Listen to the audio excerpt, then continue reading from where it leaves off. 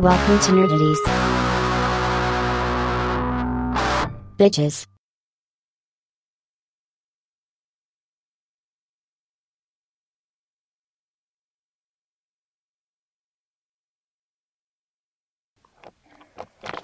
Topic, too absurd. No statement, too asinine. That's right, it's Nerdities. You know that because you pushed the button.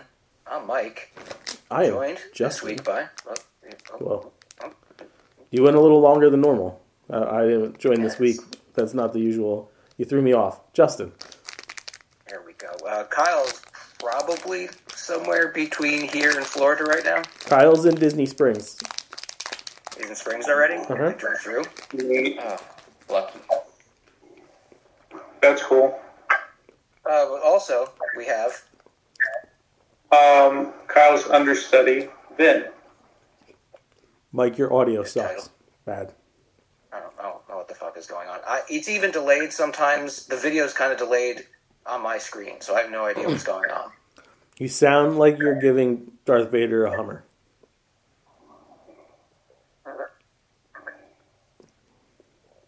No clue. All right, who else is with us? I'm Joe. That's great. Pravdo, do you hear what I'm saying with him? I do hear it. It's choppy and It's very low tinny. yeah, it's low. It's kind of like you're far away from the microphone. Yeah. But you're not, which is weird because I'm looking at you and you have the microphone, like the headphones have a microphone built in it right on your head. Yeah, I have no idea. I have no energy for any of this shit anymore. Whatever you just did made it sound like incredibly better. Yes. Okay. I just moved them forward a little bit. That's perfect. So. Don't fuck with them don't move them. You're there. I have reached Nirvana. Yeah. The one with the sound. It was really weird because it sounded like you were in another room. Yeah. Well, as good as these things are as headphones, like, to hear from, they're great. Apparently they don't have the best microphone. They don't. So Hopefully we can change that. Yeah, in we're the working near on future. changing that.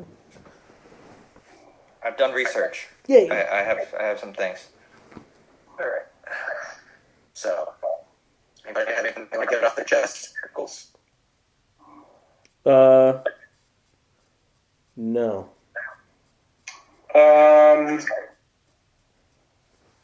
No, I'm good. My chest is clean, bro. Mine's actually freshly shaved.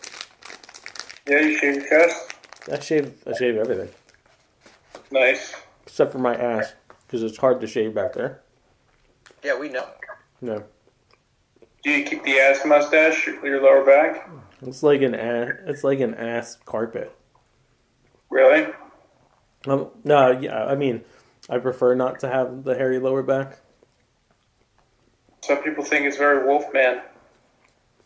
Mm-mm. I don't have like solid back hair. It's very patchy. Mm. It's not like Your legs? My legs are super hairy. No. Do you buzz them? Oh no. I keep my legs. During the summertime, I shave the underarms down. I don't like bick them. I just trim it up because I have like wild man, like fucking caveman style armpits. Has anyone else's like armpit hair gotten farther forward as they've gotten older? Yes,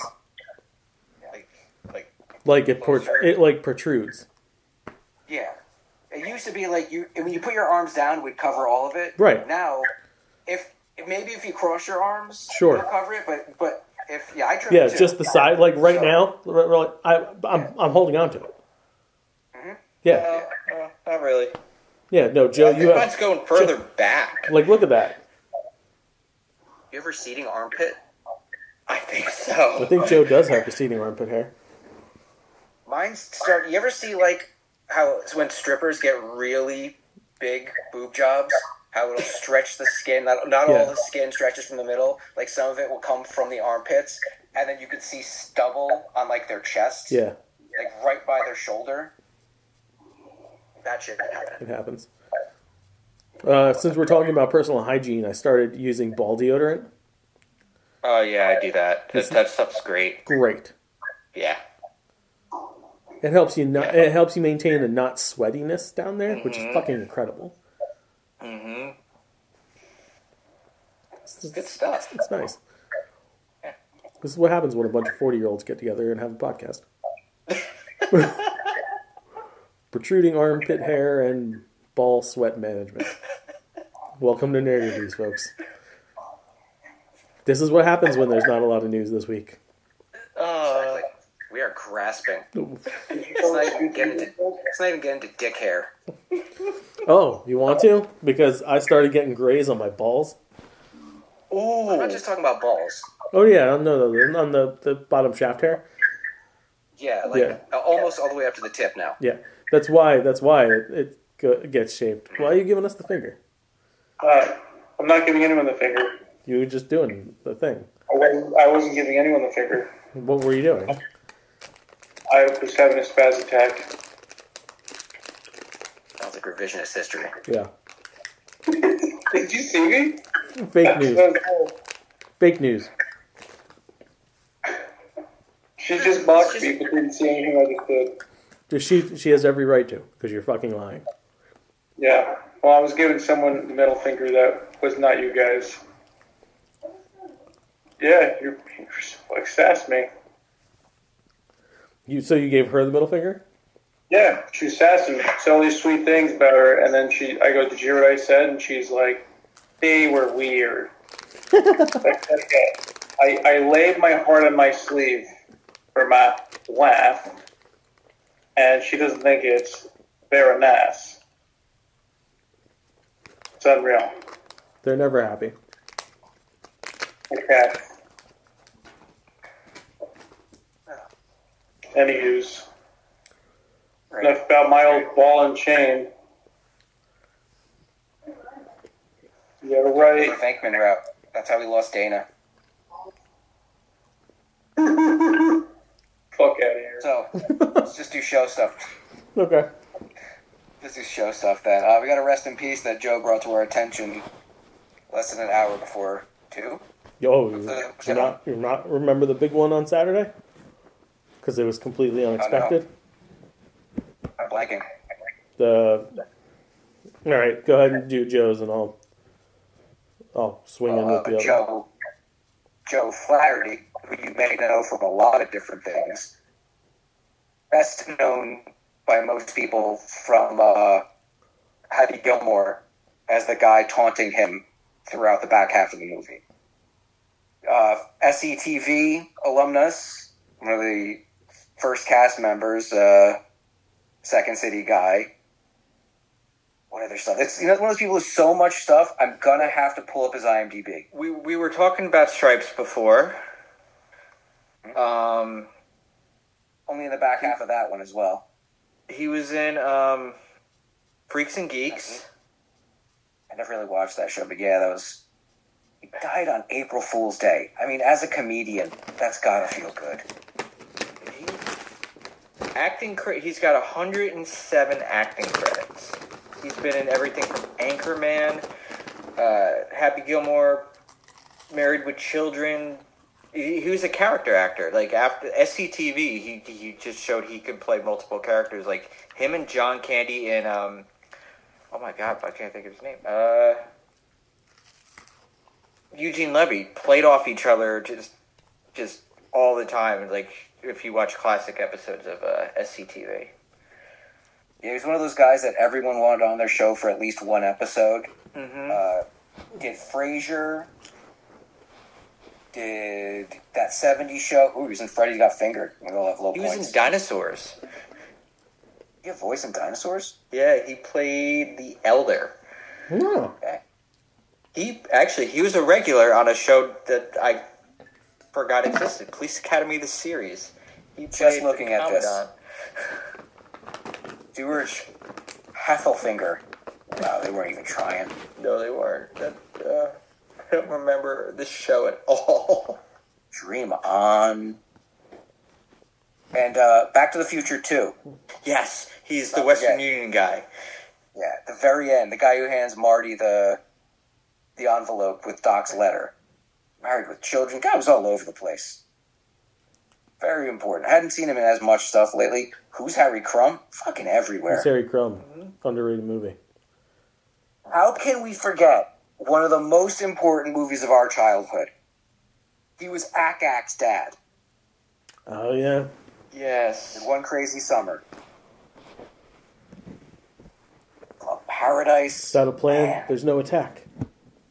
Follow That Bird, the Big Bird movie. Also on Johnny Tubi. Dangerously. Fargan Ice Holes.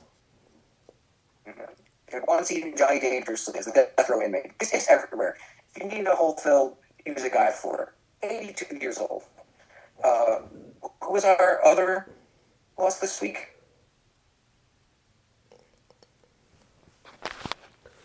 Gen V and Chilling Adventures of Sabrina star Chance Perdomo had passed away at the age of 27 after a motorcycle accident this weekend. Real heartbreaker. Sucks, man. Those things are so fucking dangerous. I don't know why anyone rides them. Yeah, I don't know. Sure, it's a thrill and all that, but like, come on. Such a risk. Yeah, I don't. It's fucking. I didn't know he was so young. I figured he'd be younger. Playing a high schooler or playing a young college student, 27 actually makes sense. Well, you know what it is? So Ash and I watched the 3 seasons or 4 seasons of Chilling Adventures of Sabrina, and he was in since day one, and he looked like older. Like he looked like he was in his mid-20s then, and that was years ago. It's what a fucking shame though. Like he was talented. He was a good actor. I didn't look up his IMDb to see what other stuff he had done. I think there was another movie that he had done that Ash and I saw him in.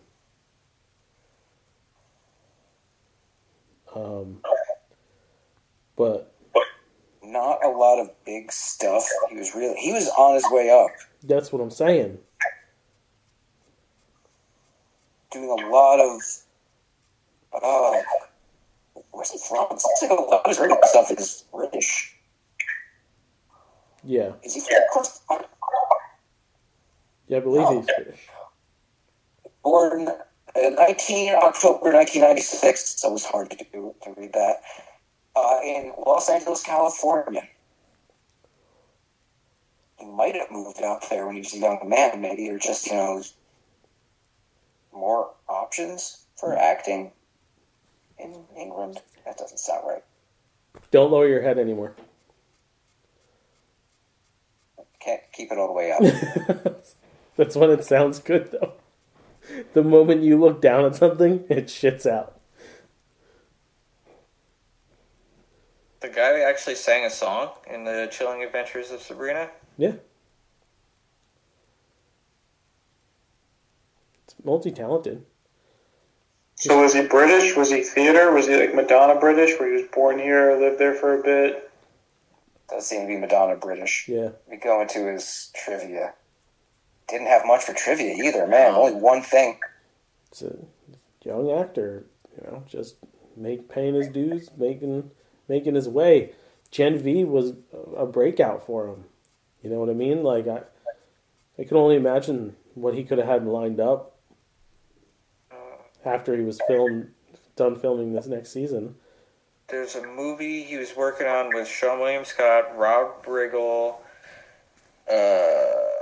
called Bad Man. Action comedy. We know for a fact they were already filming season 2. Yeah, I believe it happened in his off time from set this weekend.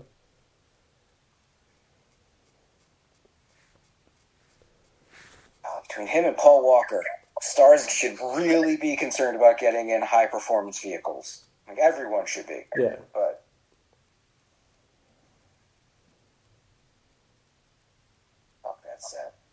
All right. The requisite 5 seconds for both of them.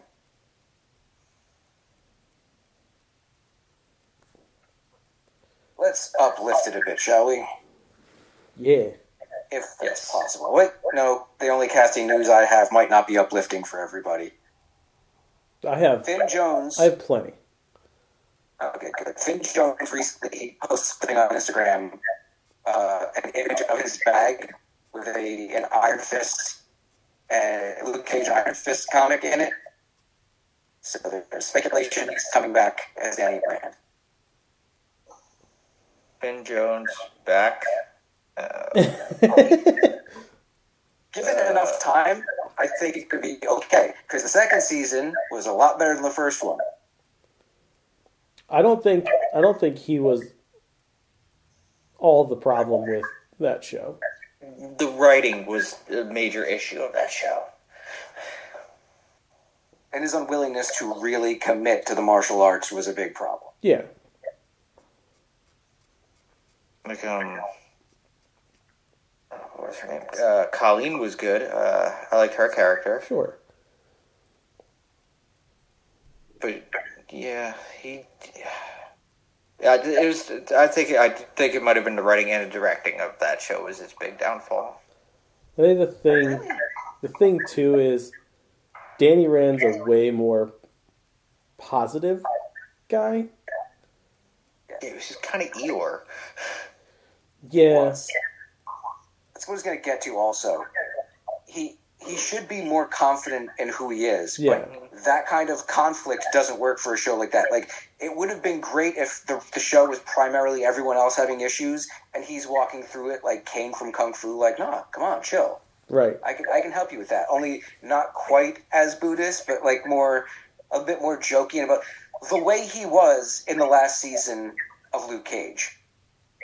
Yes. When they had their episode together, it was perfection for their relationship. And he was a much better version of the character because his utility was, I'm going to try and help you center yourself.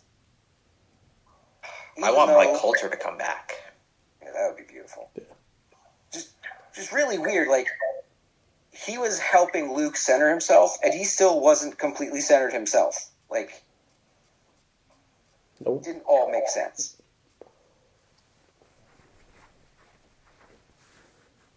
Okay, what's your casting? So, Scarlett Johansson has been cast for the next Jurassic Park movie. I thought that was a rumor. Nope. Confirmed. Yeah. Read that Jurassic too. City? I didn't hear anything.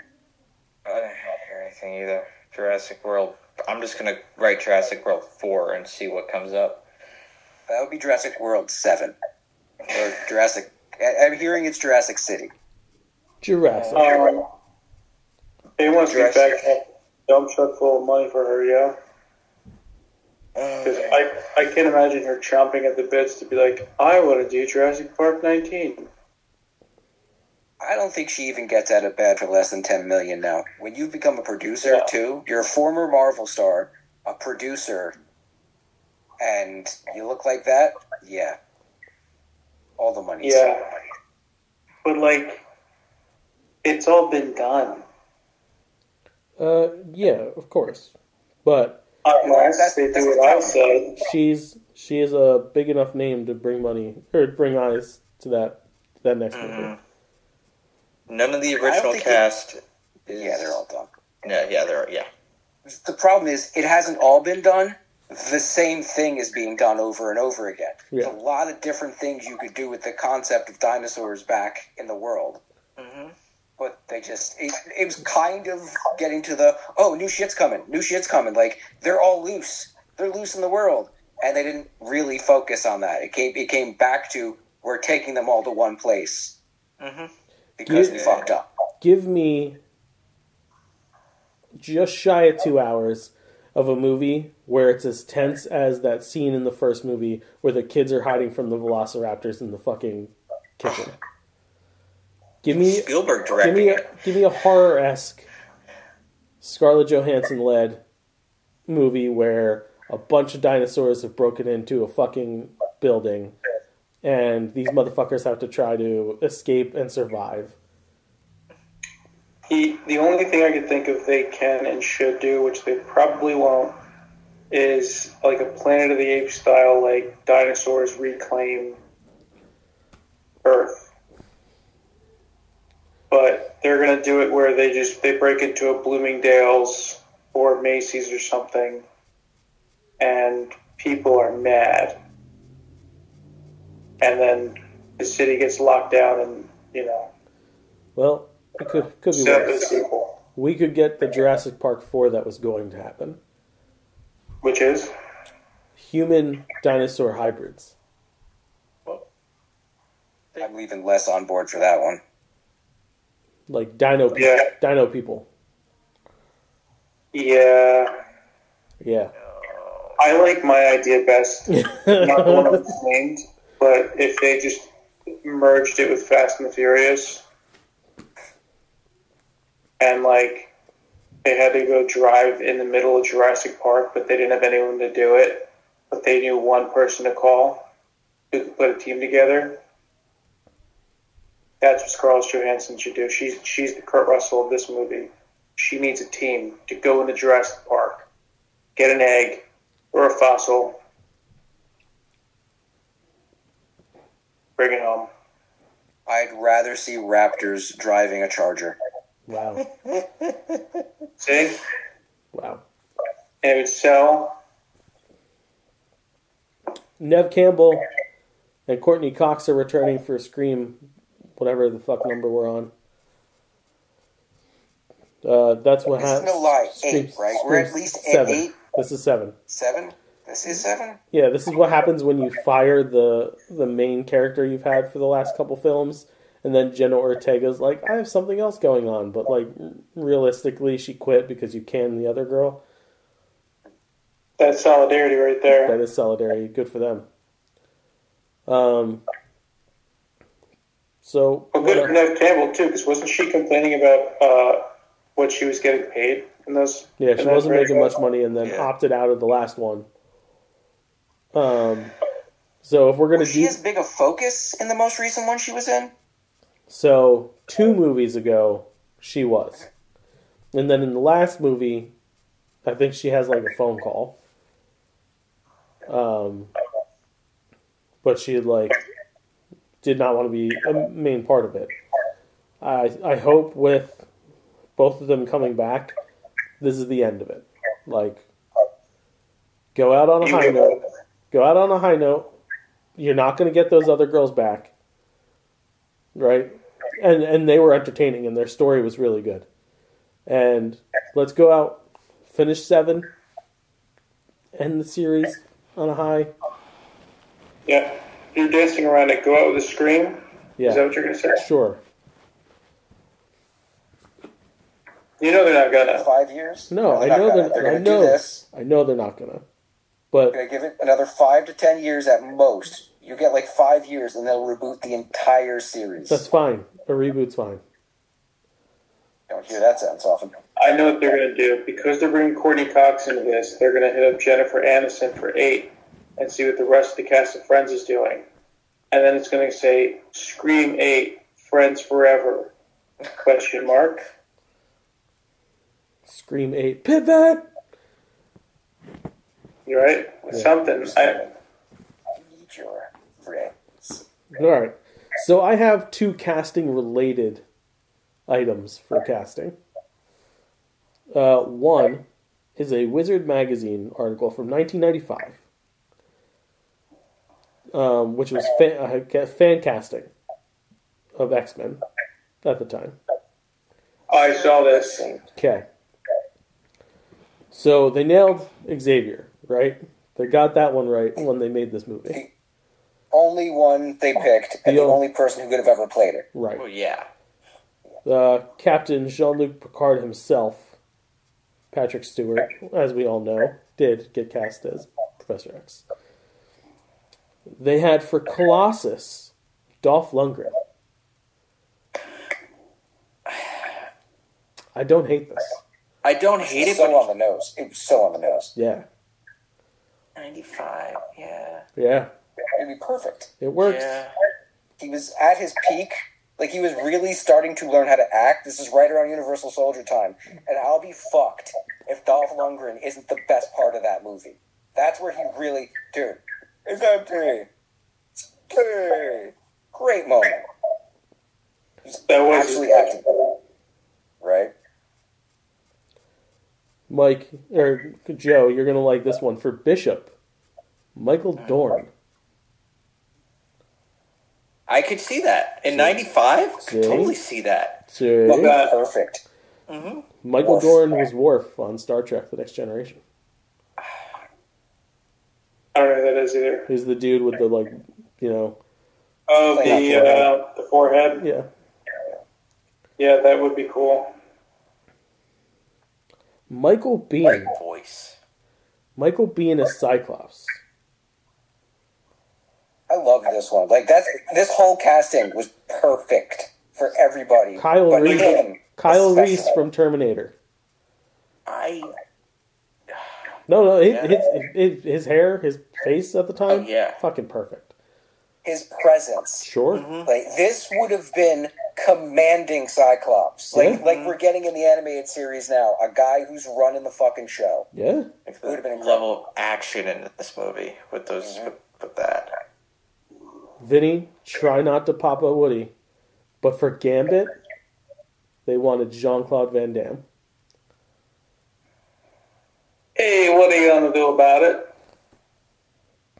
As obvious could be. Like, some of these were just duh. And that was extra duh. Yeah.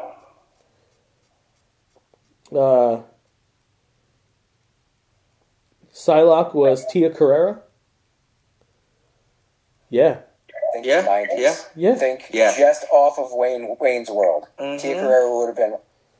And especially the way they laid this out, where they had almost all of them are Jim Lee drawings. Like, the perfect renditions of most of these characters. And then a really good shot of the person next to him. Yeah. Now I'm missing Storm. For some reason, it's cut off on this page. Oh, this was the other one. I remember back then, this being probably my top 3 favorite picks out of all of them. In the 90s, Iman was Storm. Yeah.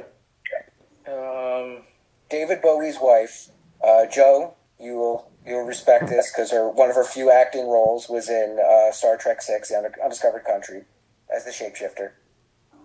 Yes. Perfect. Perfect. Nicole Kidman as Jean Grey. A young, up-and-coming Nicole Kidman. I like it. Still very Tom Cruise. Mm-hmm. Yeah. Danzig as Wolverine. Physically, this makes a lot of sense. Sure. But if you want this to be a film that's acted well, Nah. No. not even a little. But if Is you- that the dude from Roger Rabbit? No. Danzig is the lead singer, was the lead singer Of the Misfits. of the Misfits. The Misfits. Glenn Danzig, Yeah. remember? Mother! Um, That dude. Got the look, because he is like 4'14". I read a reel somewhere that the dude from Roger Rabbit, they were talking about doing a X-Men movie way back when, and they had him pegged to do Wolverine. Because He of was a his, choice. Yeah, his, his like, hairiness, attitude. his shortness. Yeah, like Yeah. physically he fit. Acting, not so much. They could have dubbed him. He could have nailed it acting wise. He could be gruff. Although, a New York version of Wolverine doesn't make sense for me. He's another Englishman who only had 2 accents, Yeah. his own and Brooklyn. But you need to get in incredible shape, and he was never in incredible shape. Yeah. Especially around that time now. He'd really have to push himself. Clint No, I'd picture Wolverine Clint around that Eastwood time. as Cable. I love that. He wouldn't do it. He would No. never have done it. No. No. But if we're talking dream casting, that's 1-to-1. Yeah. Oh, yeah. Clancy Brown as Sabretooth. One of the best choices ever. Yes. Could you imagine his growling, gritty Oh. voice? Dude. the Kurgan as Sabretooth. Fucking take twice as much money as you wanted.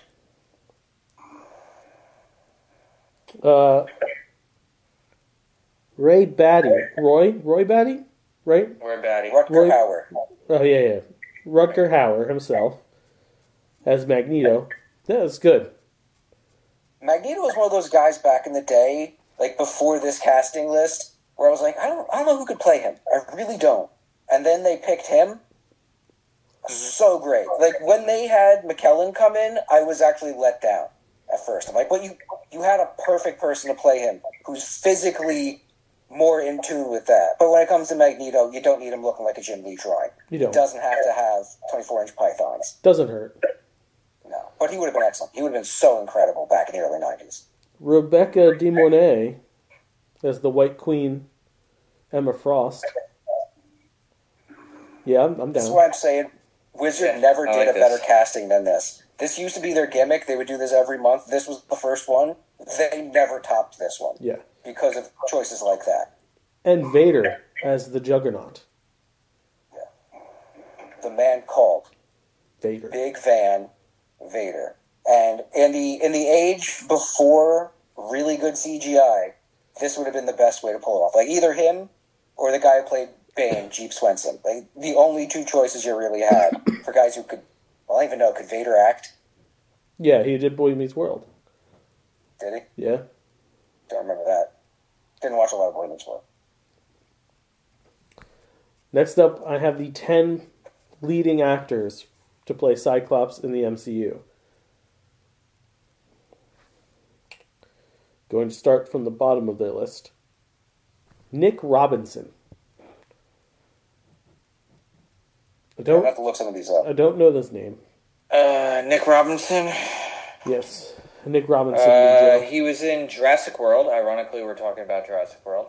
I think he was one of the brothers in the first one.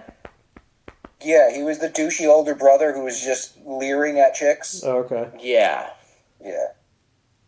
Not a horrendous choice. No.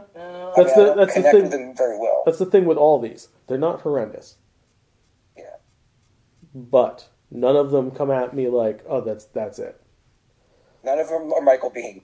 Yeah. No. Number 9, Jake Lacey. Yeah. Jake Lacey? Carol? Lacy. This is the guy. Lacy. Yeah. I'm thinking he's a bit too old. How old is he? Give me a Born in 86. I don't think that's too younger old. one. I don't think that's too old. Yeah. For longevity's sake, I would like a younger guy. I would like someone in their early 30s. You're going to hate the entirety of the rest of this fucking list then. Probably won't like it. Number 8 is Sam Claflin. Can you spell that? Yeah. Claflin. Comes up Hunger pretty Games. Yeah. Same year. Born in 86 as well. Good look. You got Good a look. really good look. You actually The look, looks yeah. a lot like Henry Carvel. Yeah. Shit, he's got me doing it. He was in Pirates 3. He was in Hunger Games, Me Before You, or You Before Me, or whatever the fuck that one was. I like that movie.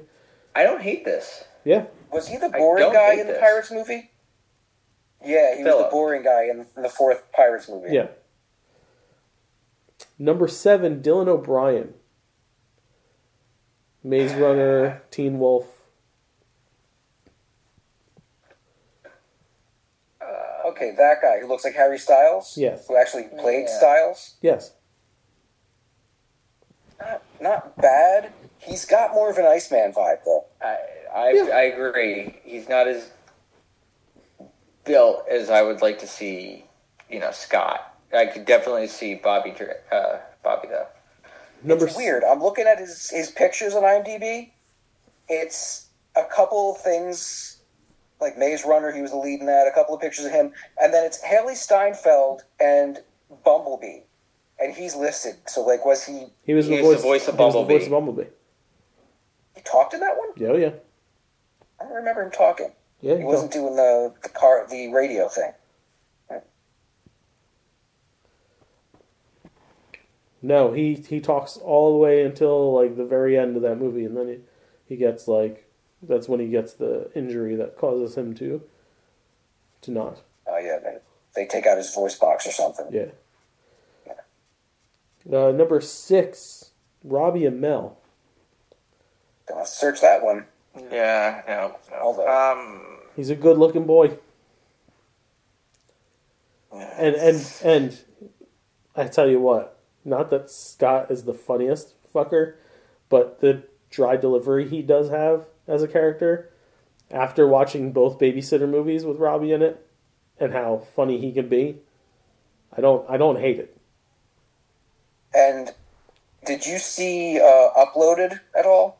The Amazon show that he's in? He's the lead in that, and he plays intelligent and sympathetic very well. I only watched the first few episodes, but he did a good job in that show. I enjoy him. The age thing, as said before, is not the best. He's born in '88, but out of everybody so far, he's the one I like the most for the part. Number 5, Brenton Thwaites. He was Robin. Brenton? He was Robin on Titans. I don't hate it. Not bad. Also, he was also in a Pirates movie. He was the boring kid in the 5th Pirates movie. He was the son. He was Will Turner's son. Yeah. He was a Maleficent. They have a type, huh? They really have a type over at Disney. I don't hate it. Yeah. I liked him as Dick Grayson. Yeah, he was good in Titans. My only problem is Cyclops would very much come off like his Dick Grayson. Yeah. Given the look, could he pull off of a Creole accent? Nah, I don't want him as Gambit.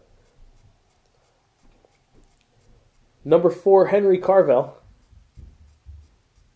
They're being serious, huh? Yep. Not even a little. No. If he's not playing Hyperion or Sentry or something mocking Superman, I don't want him in the MCU. Yeah. Captain Britain. I was going to say, if he's not Captain Britain, I'd be pretty upset. Yeah. Number 3, Jensen Ackles. He'll be no. They're picking people that when I say no, it makes me sound like I don't like them. But no, there's another one. He's older than me. Just not for this role. I like him for Wolverine, though. I could live with him as Wolverine. I think he's a bit too tall. I'd like to get back to shorter Wolverines. But after seeing him as Soldier Boy, I could back that. Yeah. Number 2, Jacob Elordi. Jacob what? Elordi. There he is. Okay, I could see this. I could see him as Scott. He played Elvis in Priscilla, which I didn't see. I didn't see any. I heard that movie, Saltburn, I heard was really messed up. Yeah. He might be my favorite choice so far. I don't know anything about him. He's got a good look. And he's definitely could see Scott. Born in 97. There you go. That's perfect age for me. That's longevity.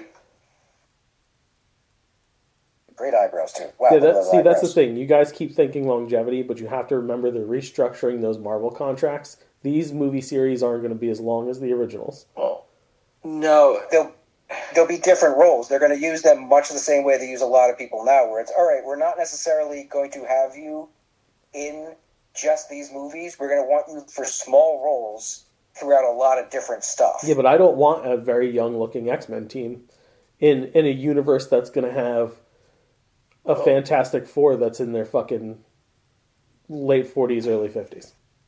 I could absolutely live with that. I feel like they're very different teams. And Fantastic Four should have an aged look to them. They should be a bit older and more wise. With the X-Men, not necessarily. How old's what's-her-name who plays Binary? Anyway, let me finish this out before you. Yeah, I gotcha. Number 1, Glenn Powell. Glenn Powell. Oh. Alright, I don't hate this.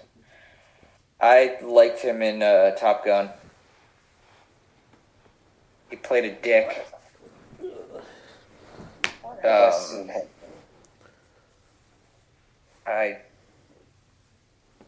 Voice work. Yeah, he's got a lot.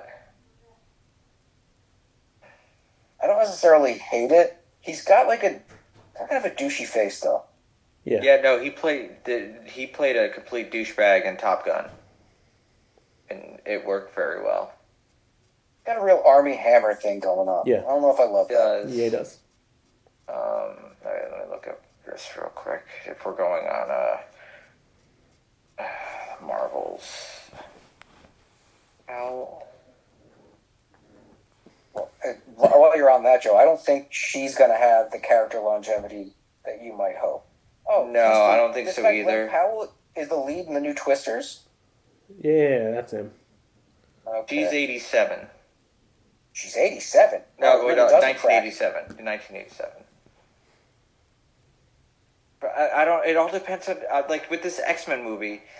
You know, we already got Beast. We know where Beast is at this. You know, Right, that's why I'm saying those X-Men ain't going to be young. because he I is firmly first believe class. that's not going to be our X-Men cast. Probably not. That's an alternate universe that they're giving us, so we can be like, they can be like, yeah, we did it for you. Cool, right? Kelsey came back once. Maybe he'll come back in Secret Wars when we're throwing everything at it. But that's not going to be the team. They're going to try something new when it comes to the actual standalone movie. I could see him in Deadpool 3. Henry Carville? You missed it. I already mentioned him. Kelsey Grammer is Beast. He should show up there. Him He and should. Hulk should show up there. Yeah, that'd be awesome. Hulk should show up again in the Deadpool movie. All right, that's it for the castings, though. I should stretch that one out. Yeah, Nice. you're welcome. Very limited trailers this week. Yep, Yeah. as in one. Unfrosted. It really is just that one, right? One trailer. One least number. See, I had the one that I watched, but if you guys didn't want to see spoilers, don't watch it. Of the second Doctor Who trailer, there was the first one that was more comedic, and this one was more dramatic. When's the series starting up? May. 8 episodes, all the titles have been announced, and the writers. Moffat does have one. That's very, very close. I saw one image where they're like, if I step on a fly or something, I could change shit. And they cut back to her, and she's a complete, like, human-fly hybrid thing. So I don't know if that's the whole point of the episode, or they're just doing silliness in the beginning. I don't know, the one part, in the dramatic trailer, you could see Russell T. Davies is writing really that impact, those monologues. Well, as if Doctor Who wasn't weird enough, somehow Jerry Seinfeld managed to top him with a movie about Pop-Tarts. The history of the Pop-Tart. Okay, throw up some giant air quotes there. The history of the Pop-Tart. Because this is a very stylized version, it would seem, of how toaster pastries were able to be put on shelf. Essentially, that's what the trailer looks like to me. Someone made a breakthrough. You could have pastries sit there for more than a day on a shelf and revolutionize breakfast. Which, when you think about it, and as the trailer lays it out, yeah, valid point. But the way he's doing it, super surreal. Really leaning into the comedy. Yeah, I can't believe he's actually doing a movie. I thought he was kind of done. He just does what he wants to do. Yeah. He's at that Yeah. point. Well, it looks like a fun movie. Like, it's very deep cast. Yeah. Yeah. As I'm watching it, I'm seeing a lot of 30 Rock alumni, plus everyone else. Let's do a quick rundown. Rachel Harris, I'm not sure who she is. I know I've seen her in something. Not important. James Marsden, Melissa McCarthy, Hugh Grant, Seinfeld himself, Christian Slater, Dan Levy, Dan Levy, Eugene Levy's son, Schitt's Creek dude, Thomas Lennon from Reno 911, Amy Schumer, Bill Burr as fucking John F. Kennedy, Fred Armisen, Jack McBrayer, Ronnie Chung, Jim Gaffigan, Cedric Yarborough from Reno 911. Just a murderer's row of faces in this. Bobby Moynihan. Stacked to the gills. Ethan McCarthy in it? Melissa McCarthy? Yeah. Yeah. You said her? Yeah. She's like third build on here. Rachel Harris was the bitch girlfriend in The Hangover. She was. Thought that. Yes. Using of the Rogaine. Check.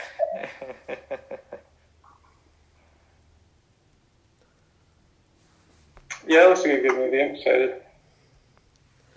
I eventually get Netflix again. I'll watch it. She fucked the Yeah, bellboy. good to see Burr getting his dues.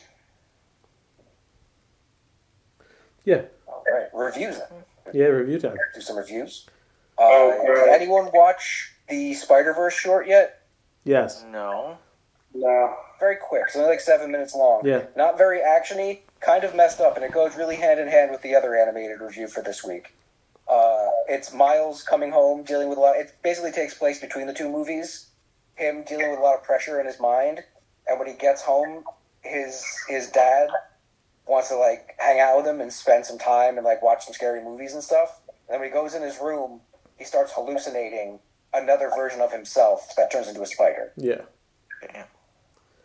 You're not sure if it's an enemy attacking him or just a panic attack happening, but like It's pretty trippy. Miles is going through some shit. Yeah. Yeah, extra trippy.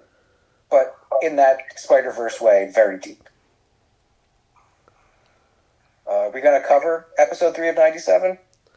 Yeah, let's talk. Yeah, sure. Yeah. Spoiler alert if you haven't watched it. Yeah.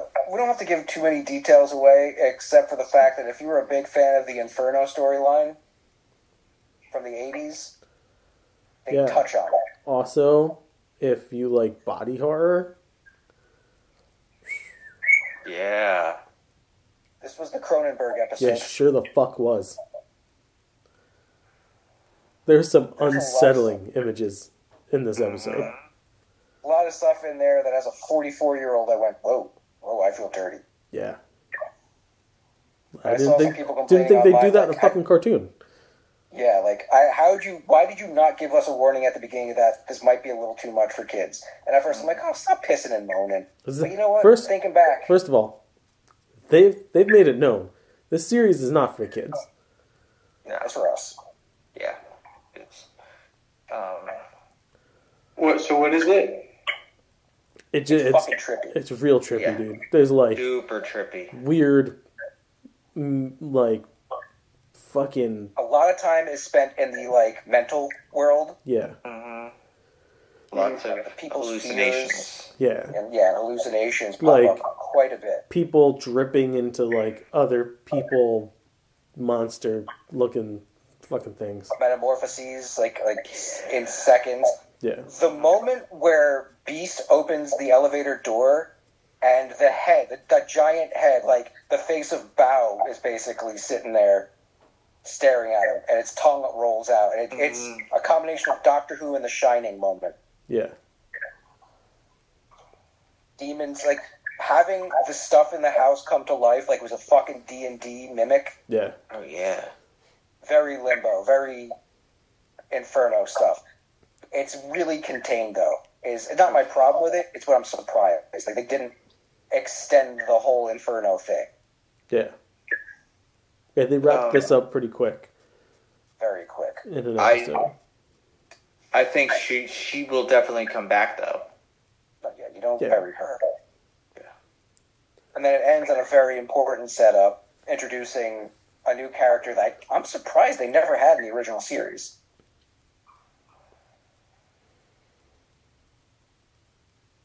Forge. Oh, that's right. No, Forge did show up on the cartoon. Weird. They're kind of retconning a lot of stuff Yeah, throughout this series. Unless you never met Storm throughout it. Then Yeah, I'll she go only back had and watch. that one little thing at the end. yeah. They're gonna spend most of the time, most of the plot length, I think, on her throughout this thing. How many episodes is this thing supposed to be anyway for Not the a lot. season 1? 8. Maybe. Yeah, I think it's 8. 12, maybe? 10. Yeah.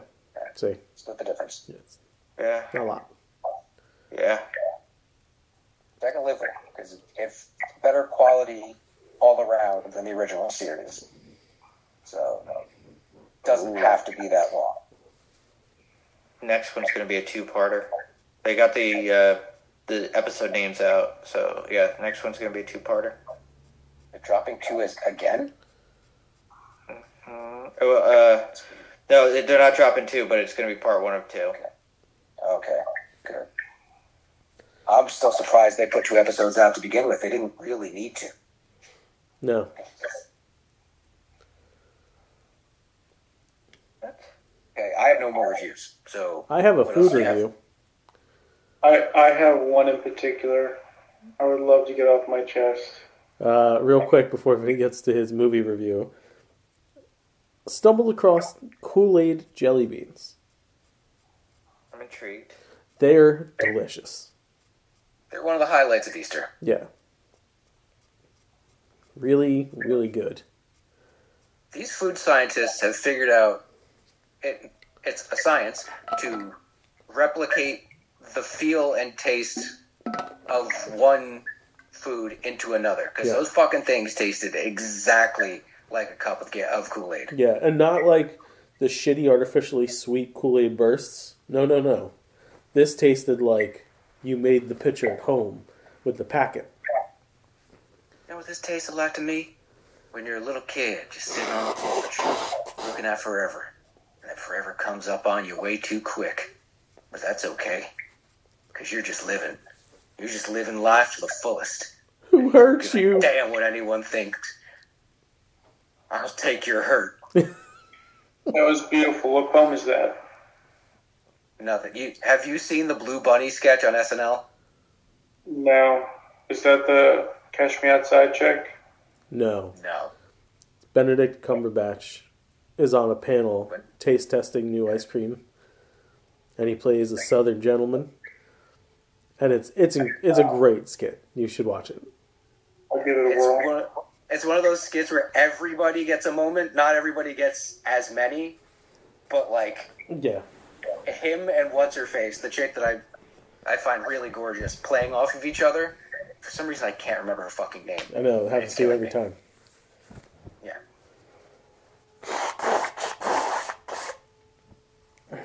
All right, Vin. You got a movie review, right? I saw Congress Godzilla this past Friday. Dude, I don't know who wrote the script because they were overpaid. Now, I asked this question. You not being a fan of this shit at all. No. Why'd you go see it? Mike's brother asked me to go with. He called me personally, which he never does, and he's like, "We're going for Mike's birthday to see Kong vs. Godzilla. Do you want to go?" And I said, "Yeah, sure, fine." Even though I hate that movie, and I tried to convince him for Dune 2, and he said, paraphrase what he said, but he said, "No, eat my shit." I heard Godzilla's only in the movie for like minutes. Yeah, but he suplexes King Kong. It is the dumbest movie I've ever sat there for 2 hours. I can't take this review seriously. You can. You don't like it. I can sum up. Yeah, but you don't like these movies at all. Well, it's not good. You're already coming in with a bias against the product. But no, I went into it very nicely. I had popcorn, which I ate before the previews ended. I had water. It doesn't matter. We know you don't like this series. This is like. But I have the ability, Justin, if I may, just to. No, you don't. No, you don't. No. Before you even finish.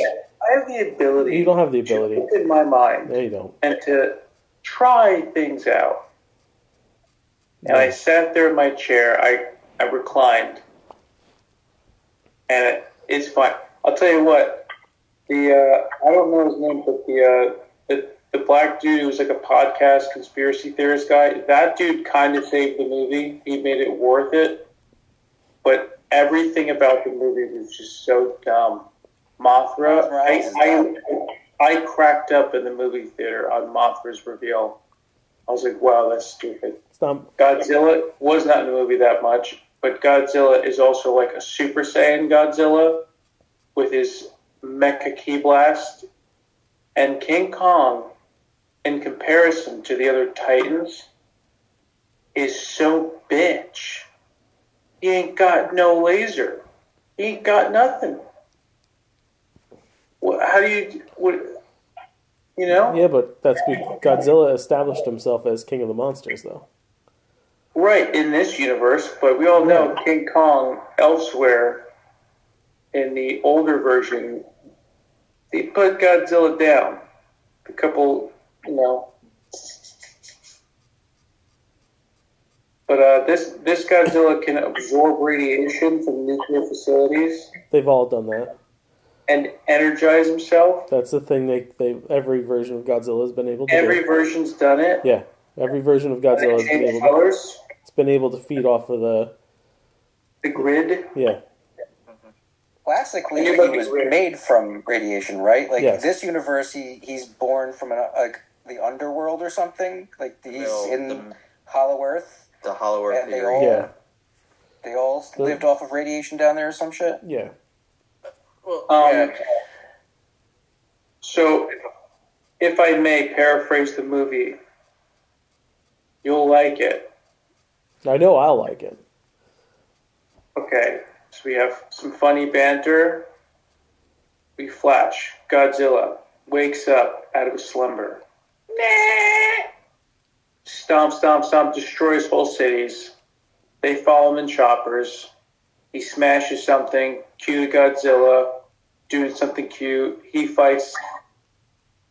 Witty banter. Back to Godzilla. Chilling. Just sleeping because he's got to rest in between fights. Back to King Kong. Fighting. Back to witty banter. And they find a tribe. Kong Godzilla. Fighting. And that was the movie.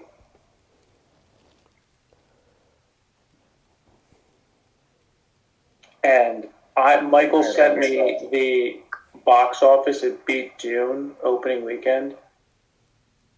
And boy, Mike said that I contributed to that. Boy, oh boy, I wish I got popcorn and a Dune 2 ticket. Because that was... Let's move on. Actually, the movie already in 1 week made more than its budget. It already grossed over its budget. It is CGI porn. It is... All these things are.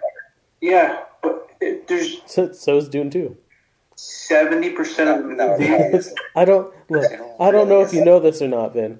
Sandworms, not real. They're not real? No, like, Dune has a plot and character development and really good performances by a lot of people. I am sure that there is a plot and character developments in Godzilla Kong. Oh, there's a plot, really. Of course, in the loosest sense, I guarantee. But like, character development is not what these movies are about. Can I give some deets?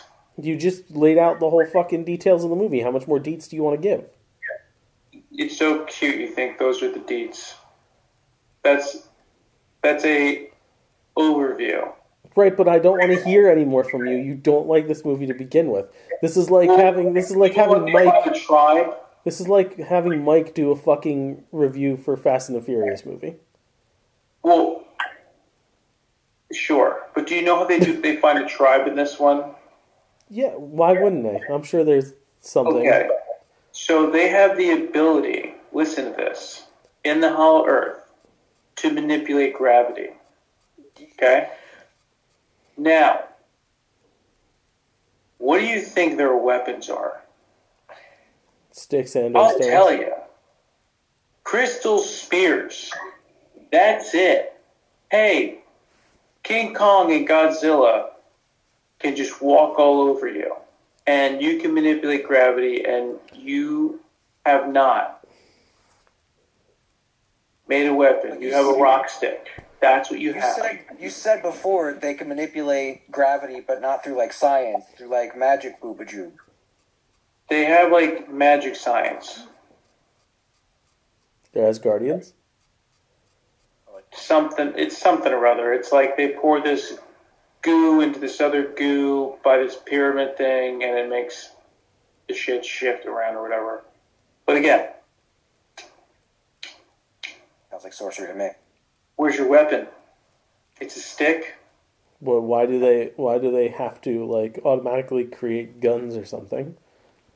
Because they automatically live around Mothra, King Kong. Yeah, but that's something they're acclimated to. But there's always they say in the movie like they depend on the Titans to protect them. Yeah. Excuse me.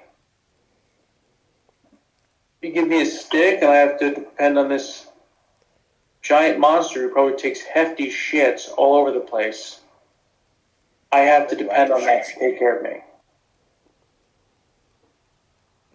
No, thank you. Are you done? Yeah, Cool. I'm appalled at that movie. Moving on now. Move on. We all done with reviews, or did anyone else have another? I believe that's it. I'm halfway through Shogun. It's really good. It's a very pretty show. I want to see Godzilla -1.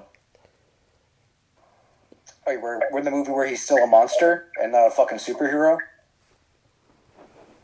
He's always a hero. There goes my hero. I can't wait till the next reboot Breaking happens all and that they make stuff. King Kong into a Super Saiyan and people don't realize it's a person, but every time the moon comes out, King Kong just appears and he starts smashing shit. And they're like, "Oh my god, he's got a laser mouth too!" And all of a sudden, someone cuts his tail off and he's just a man. And they're like, "What?"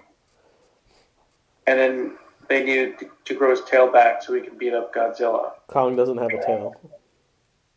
Not in this movie, but in the reboot he will. Okay. Because he's got to breathe fire also. He's an ape. He's Apes an ape. don't have tails. Yeah, apes do not have tails. They do in Dragon Ball Z. So, He's a monkey. tomato, potato. Agree to move on. There's a remaster of Dogma coming out this year. Kevin Smith's I classic. I'll call it. don't know if that's real or not. He posted it. Yeah.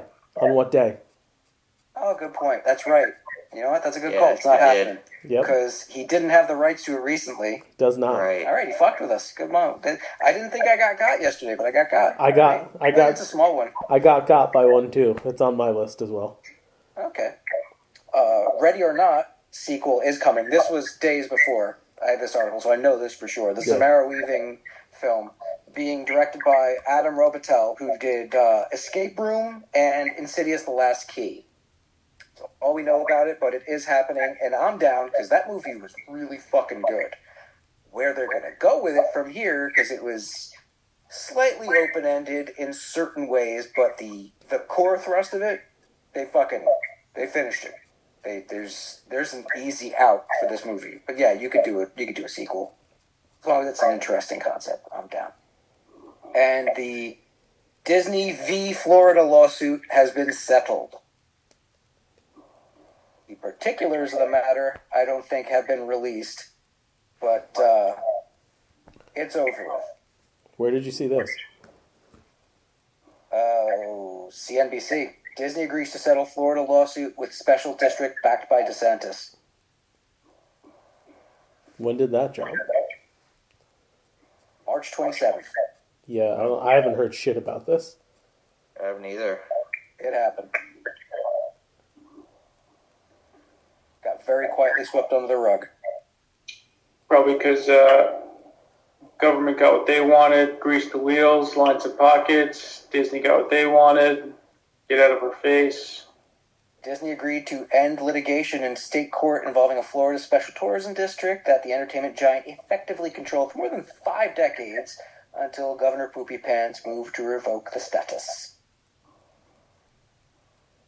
This will allow for further development on Disney's part. Money. In its agreement Wednesday with the CFTOD, Disney agreed to seek, and the district will not oppose, permission from the court to defer briefing in Disney's pending federal appeal, pending negotiations, among other matters, of a new developing agreement between Disney and the district. So the lawsuit's over, but there's still a lot of talking to do.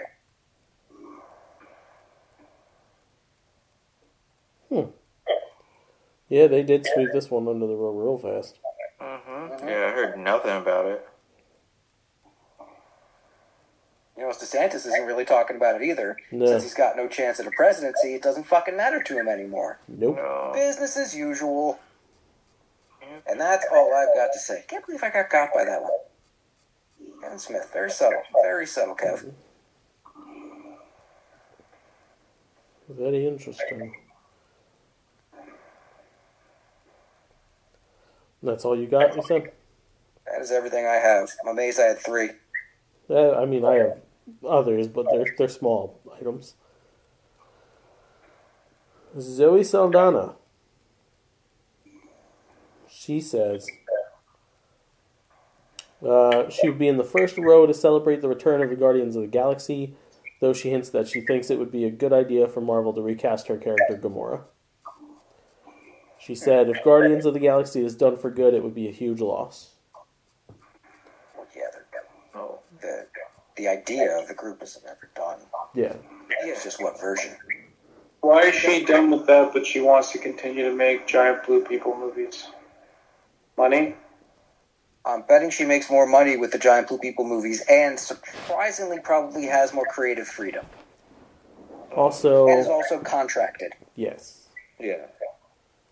You know, if you think about it, too, doing giant cat people movies isn't nearly as invasive, because, like, you put on the get-up with, like, the cameras and shit and the dots all over you. All right, cool. Not nearly as hard as the amount of time she's got to spend in the chair to be Gamora. That is hours on top of hours every day, getting up at, like, 4 in the fucking morning for that nonsense. So, yeah, I could see why she'd be like, it was great.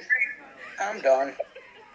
I think we'll see the new Guardians team in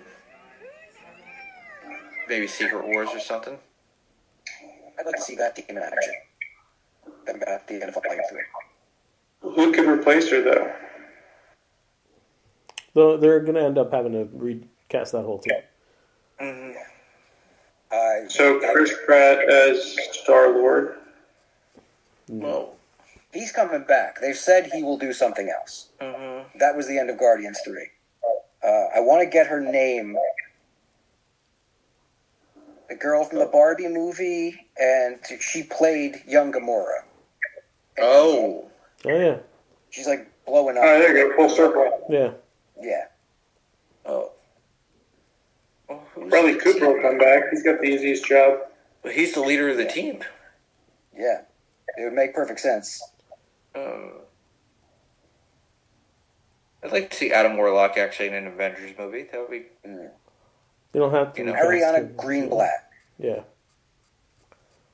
Yeah, she'd be fucking excellent as Gamora, I believe. All right, moving on. Pirates of the Caribbean producer confirms next movie will be a reboot. Good. We need more Pirates of the Caribbean. It's been nearly 7 years since the last Pirates of the Caribbean movie was released in theaters. Disney is still looking for a way to navigate new waters for the smash hit franchise. There have reportedly been a lot of ideas about the future of the franchise, including a film with Margot Robbie in the lead role, and a plan that involves getting Johnny Depp's Jack Sparrow back into the mix.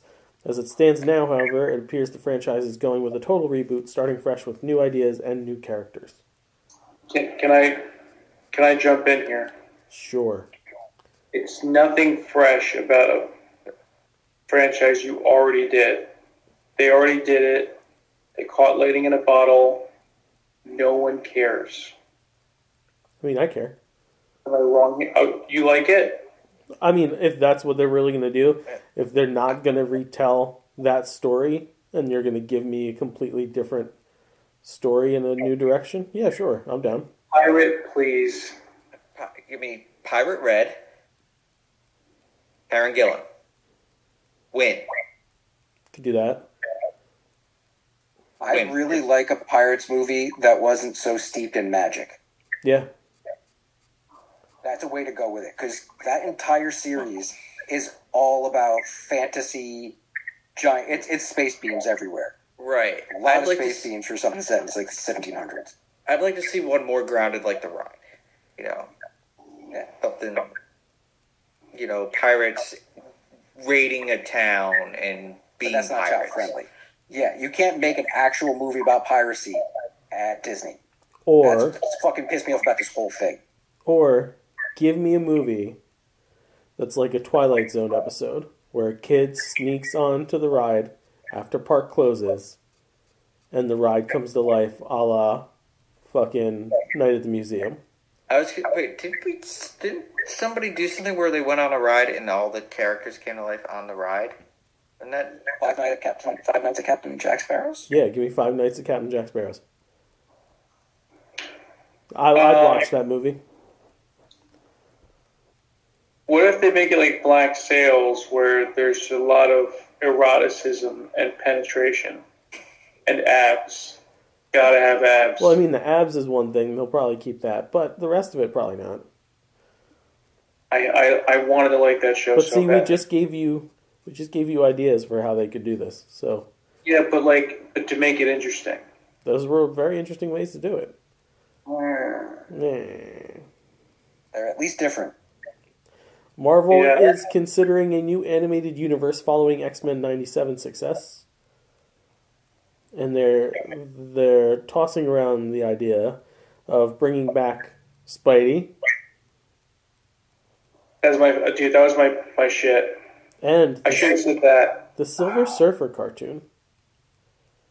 Odd pull for me, but I'll take it. Old school Amazing Spider-Man was dope. oh yeah. We were talking about this over the weekend. This would be the perfect opportunity for them to finally do House of M. Yeah. Was that? That was the story where Wanda had pretty much ripped the Avengers apart.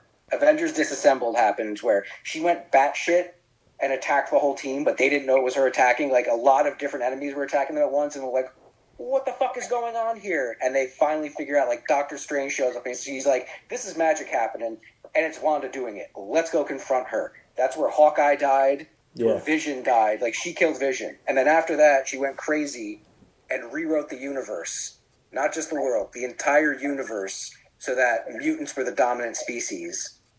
And Magneto pretty much ran the world. Yeah. And everyone thought that he did it, but it was actually Quicksilver that influenced her. I have a question. This. Meh? Is Marvel going to enter a phase where their cartoon shows / movies are better than their actual live action movies, and DC live action takes hold? DC live action is never going to get to the level that DC's animated stuff was ever at. I'm asking, is it possible? No, but I'm answering you. They limit themselves too much in the live action realm to not do what the animated realm does best, and that's adapt the stories from the comics. Yeah. I think, however, with Gunn coming in with established universes, There's a like chance. this Superman movie looks like there's already been a lot going on. Yeah. There's a lot of characters involved. That could be closer. That's what they do with the animated series most of the time. It's just like, this shit's been happening for years. Watch this story about these characters. It's not all origin. It's like, watch the story. The narrative is more important than getting to know these characters you've already known for decades. Yeah, Marvel's good at building to a main story that's pulled from a comic, and that's why it's worked for them. That's why, like, the last couple movies hasn't really been great, because they're not really telling much of an overarching story yet. We just get it's Secret Wars. Like, yeah, we know you have to establish all these other universes in order to make Secret Wars work, but they're finding out that the Infinity Saga was easier to pull off because there was Thanos. There was eventually all these gems are going to mean something. Right now we're just like multiverse. And you had a main bad guy, but we all seen how that's playing out right now. Yeah, is he bad? Is it? I kind of lost track of that story. Is he a bad guy, or is like he? He's done. Well, Yes, I was talking about Kang being the bad guy, like the actual character. No, Majors, I guess. Is he Yeah, getting swindled? it's not pretty. No, No, No, it's not. it's that not. sucks. Actually, speaking of DC animated movies, Crisis is dropping this month on Nice. Max. Nice. Part one. I'm looking forward to that. Me too. But yeah, like Gunn's gonna help them, and if Marvel doesn't steer them ships around, DC, this could be like the WWE, WCW days where like WCW ran the books for a while, and then eventually the WWE came back. It's gonna be the film equivalent of it, where like Gunn's universe is gonna be really fucking good for a while, and then Marvel's gonna pull something out where they're like, Secret Wars plus boom, new X-Men. I see the equivalence, the parody in that comparison, except for the fact that Kevin Feige is not Eric Bischoff. He knows what he's doing. No. So It would be much reversed. It would be a Feige would be the Vince McMahon in the situation. okay. Minus the bad stuff. Well, clearly. But on the other side of that, Gunn is not Eric Bischoff. He knows what he's doing. So it'll be a much tighter race than what happened in 2000. Sure. Where WCW fucking imploded. Sure. But the analogy's there. Yeah, it's apt. Well, Gunn's universe is going to pop right away. It's whether or not he can maintain. I don't know. Yeah, I mean, the legacy of the characters is there. And like I said before, the reason the animated stuff is so good is because they're telling the stories that people have read. But like, it's the same issue. It's one of the same issues I have with the Batman, right? But yes, was it great to see Batman as a detective? Sure. But nothing else in that movie spoke to me as someone who's been reading Batman comics for like 20-something years. It was a very polarizing version of the character. Yeah. Yeah. But that's not what I'm there for. Like, I will say this too. I was not a fan of his tank-like fighting prowess yeah. because Batman's agile ninja detective is pretty much how he's described. Especially at that age. Like, if he's Bruce only, what is that movie set? 2 years in? 27, I guess. Yeah, he's year two. He's year two Batman. He should be moving way quicker. Yeah. Well, I think what they emphasize is how he was just very much like, just not hurt, but just kind of like emphasizing his pain onto others. Yeah, but that doesn't negate the fact that he's fighting like Dark Knight Rises or Dark Knight Returns Batman. Yeah. He shouldn't be that style that early in his career. Right? Well, he's fighting like a slugger. Like, he doesn't really have technique, and technique's his... But that's his who shit. Batman is. He's a master of fighting. He never uses a batarang in that movie, does he? I don't think He doesn't so. use a single projectile, No, I don't think so. which No. is a huge element of the character for me. I think it's in his chest, and I think he threw it once. Oh, you're right. Yeah. He used it to cut something. He took it Yeah. out to cut, but I don't remember if he threw it. You're right. The I think he scene threw it there. where he goes into Falcone's apartment and he's walking to his hallway scene is one of the things that really pissed me off, and I think it plays to what you're saying here, where as opposed to dipping and ducking out of the way of bullets as much as possible, he Supermans his way through that hallway. He gets shot so many times, it's like, all right, yeah, he's got armor. But That's eventually. supposed to be help, like, in a pinch if he gets shot. It's Yeah. supposed to save his life. Not like, I can just juggernaut my way through here and punch you guys a couple times and not have to worry Yeah. about getting shot. Batman's menacing in a different way than how Superman is in that scenario, right? Superman's meant to take the bullets. Batman's not. Batman's menacing because you see him in the hallway and he turns into a shadow and somehow he's now behind you, punching you in the fucking face. Yeah. Superman, Yeah, well, like, you should feel bad after you shot Superman. You'd be like, oh man, I Yeah. shouldn't have done that. Not like I'm afraid for my life, but like, I regret doing that to you now. Right. Because you're such a nice guy. Whereas Batman, it's like, I shot you because I'm fucking scared for my life right now. Right. I think in the sequel, I think he will adopt more of a stealthy approach with his fighting because he got fucked up with the shotguns He did towards the end. So I think he kind of, Yeah, yeah. it's fine. It just... This is what I mean about all the live-action Batmans. There's always shining moments, but no one gets it right. You didn't like Val Kilmer's? No, bro. Those movies... Out of all four of the Burtonverse movies, Yeah. Batman Returns is my favorite. Because Is that just because there's so many characters in it? that helps, but I think it's the closest in that film verse that they get Yeah. to like Batman. Besides the fact that he fucking kills. Yeah. Well, it's like a Gotham verse. Like, it's not just him and the Joker. It's like there's a couple moving pieces. Right. Keaton really knew the character at that point. He had already done it once, so with the exception of him being a murderous fuck, he knew how to be that guy, and he did his best job at it. Right. But his best job with the script wasn't enough. Right. It still wasn't what Batman could or should be. And then you have the other two are just try to be tonally darker than Batman 66 was. But give you the same shenanigans that were in Batman 66. And they succeeded doing that. They're not great Batman films. And then Nolan did well, right? Batman Begins is the closest out of any of the movies that they've come to having Batman right.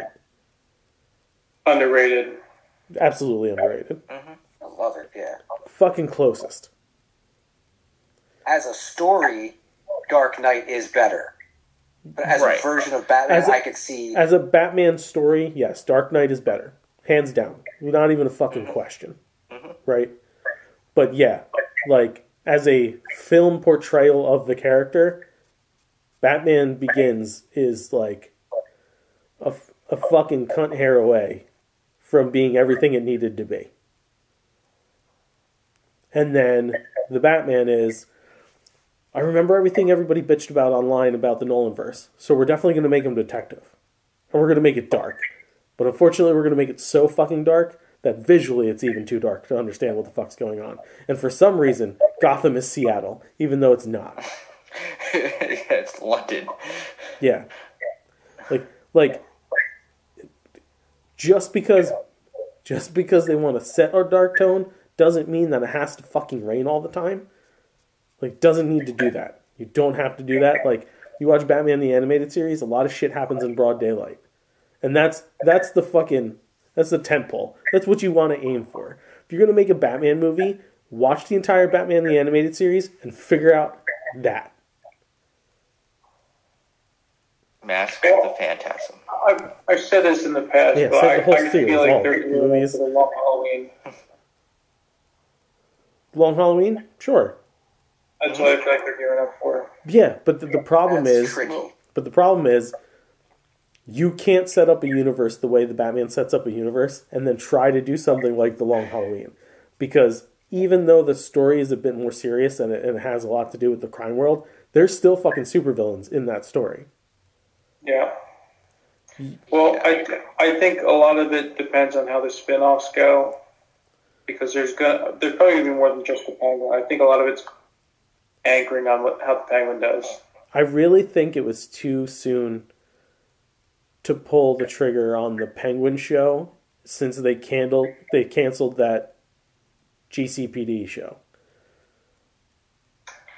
That was weird because they wanted to merge that and the Arkham series together. Then they wanted to merge the GCPD and the Penguin together. I think it's easier to set up that universe. The problem is that universe is too real, right? It's trying to have its cake and eat it too. With extremely grounded. Yeah, we're gonna do an extremely grounded version, but there's still a guy who dresses up like a fucking bat. You can get away with that and keep his more grounded rogues gallery. Yeah, you can for a couple movies, but then you can't have characters like Clayface. You can't have Mr. Freeze. You can't go beyond a certain point in that world and have everything. It seriously limits what you can and can't fucking do. In the Reeves universe, like supervillain, I could see Mad Hatter. See that happening. That's fucking pushing it.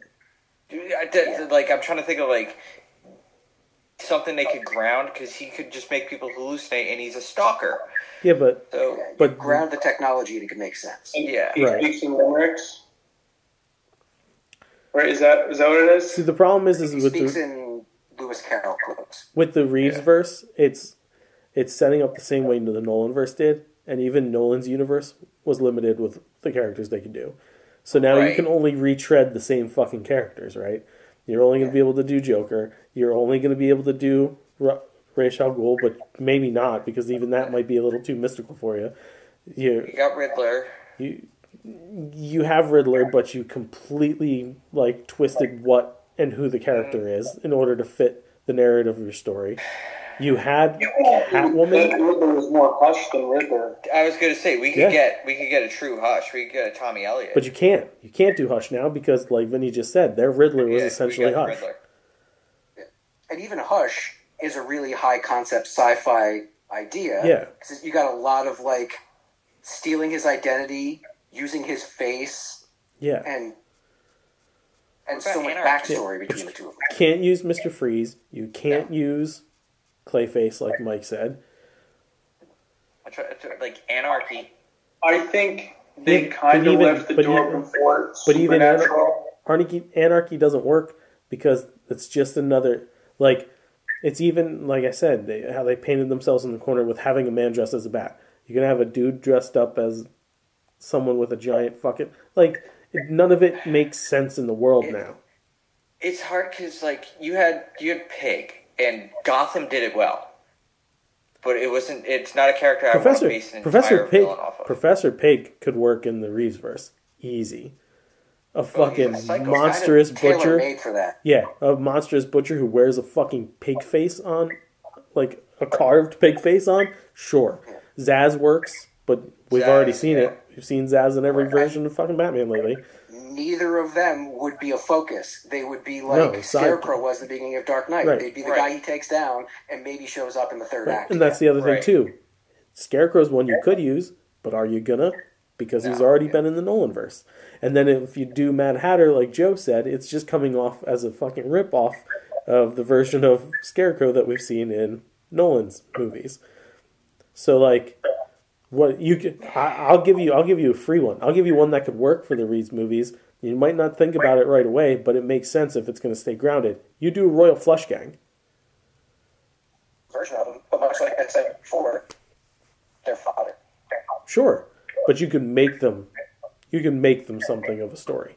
If you're more the way with the Court of Owls. Isn't that it's a very long series, though, isn't it? You could do Talon. You could absolutely do Court of Owls because you'd have him versus Talon, and there's parity there. They're essentially tactically and visually the same kind of character. But the only problem with that is, in order to make that work, there has to be a family.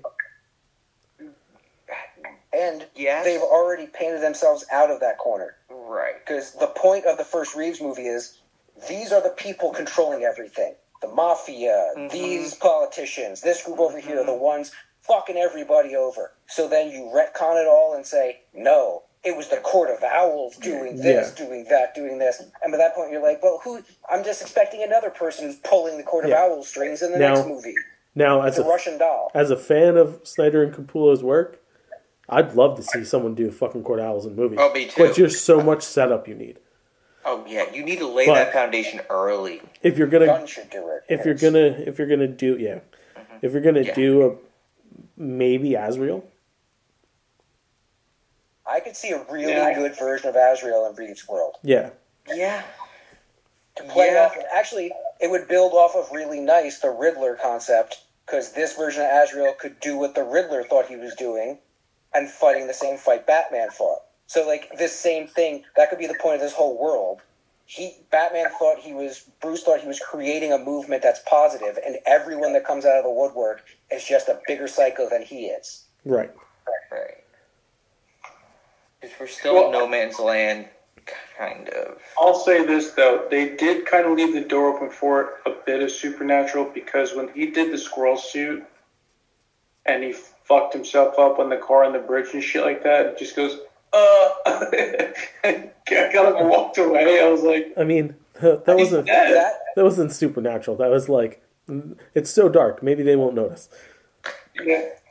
That to me goes back to his Terminator walk down the hallway. This suit he's got now is just like so badass that he can take massive head trauma from a fucking bridge and not have to worry about it. Okay, it's a bit of a leap, but yay science. But yeah, that's what I'm saying. Like, there's kind of like that air of it where it's possible they could go that direction. But I mean, all the people you named are all the rumors. It's Hush, Scarecrow, Piglet. It's the only characters from his universe that works, and that's upsetting because it's not even his main rogues gallery in a Matt Reeves universe doesn't work. No. Well, Clayface too, though. I think Clayface will probably be a little more grounded. I think it'll be more like a. There's a chameleon. The original version of Clayface wasn't a giant fucking muck monster. Okay. It'll be the chameleon, like Spider-Man's. Yeah, like that's a guy what changing out faces. That's what the original Clayface was. Interesting story, not the Clayface I want to see. No. And, like, I know the big rumor for Batman 2 is Mr. Freeze, which I don't like this. I don't like doesn't that work at all. Doesn't work. No, it does not work. You'd have to change so much about him, it wouldn't fit. And if you do the normal version of him, it doesn't make sense. No. Do you think Arnold comes back? I'll give you my money and go see it in theaters if Matt Reeves throws everything he built up in his universe to bring back Arnold Schwarzenegger and give an actual Mr. Freeze like that. Yeah, I'll take my money. Yeah. If he plays him like the Terminator, yeah. Do you remember everything we said about this universe being darker and not fantastical? Well, we brought back Arnold Schwarzenegger and he's still got ice guns. Okay. Yeah. I could see it now. They just opened the movie up. He's singing Ice Miser. Yeah. Just, please don't hurt me anymore. We just watched this with James for an episode of Exposing James, and I can't relive it. All right. I know you're all upset about my casting, but you just need to chill. Moving on, Star Trek 4 finds new writer with acclaimed HBO series creator. Steve Yockey is being tapped to write Star Trek 4.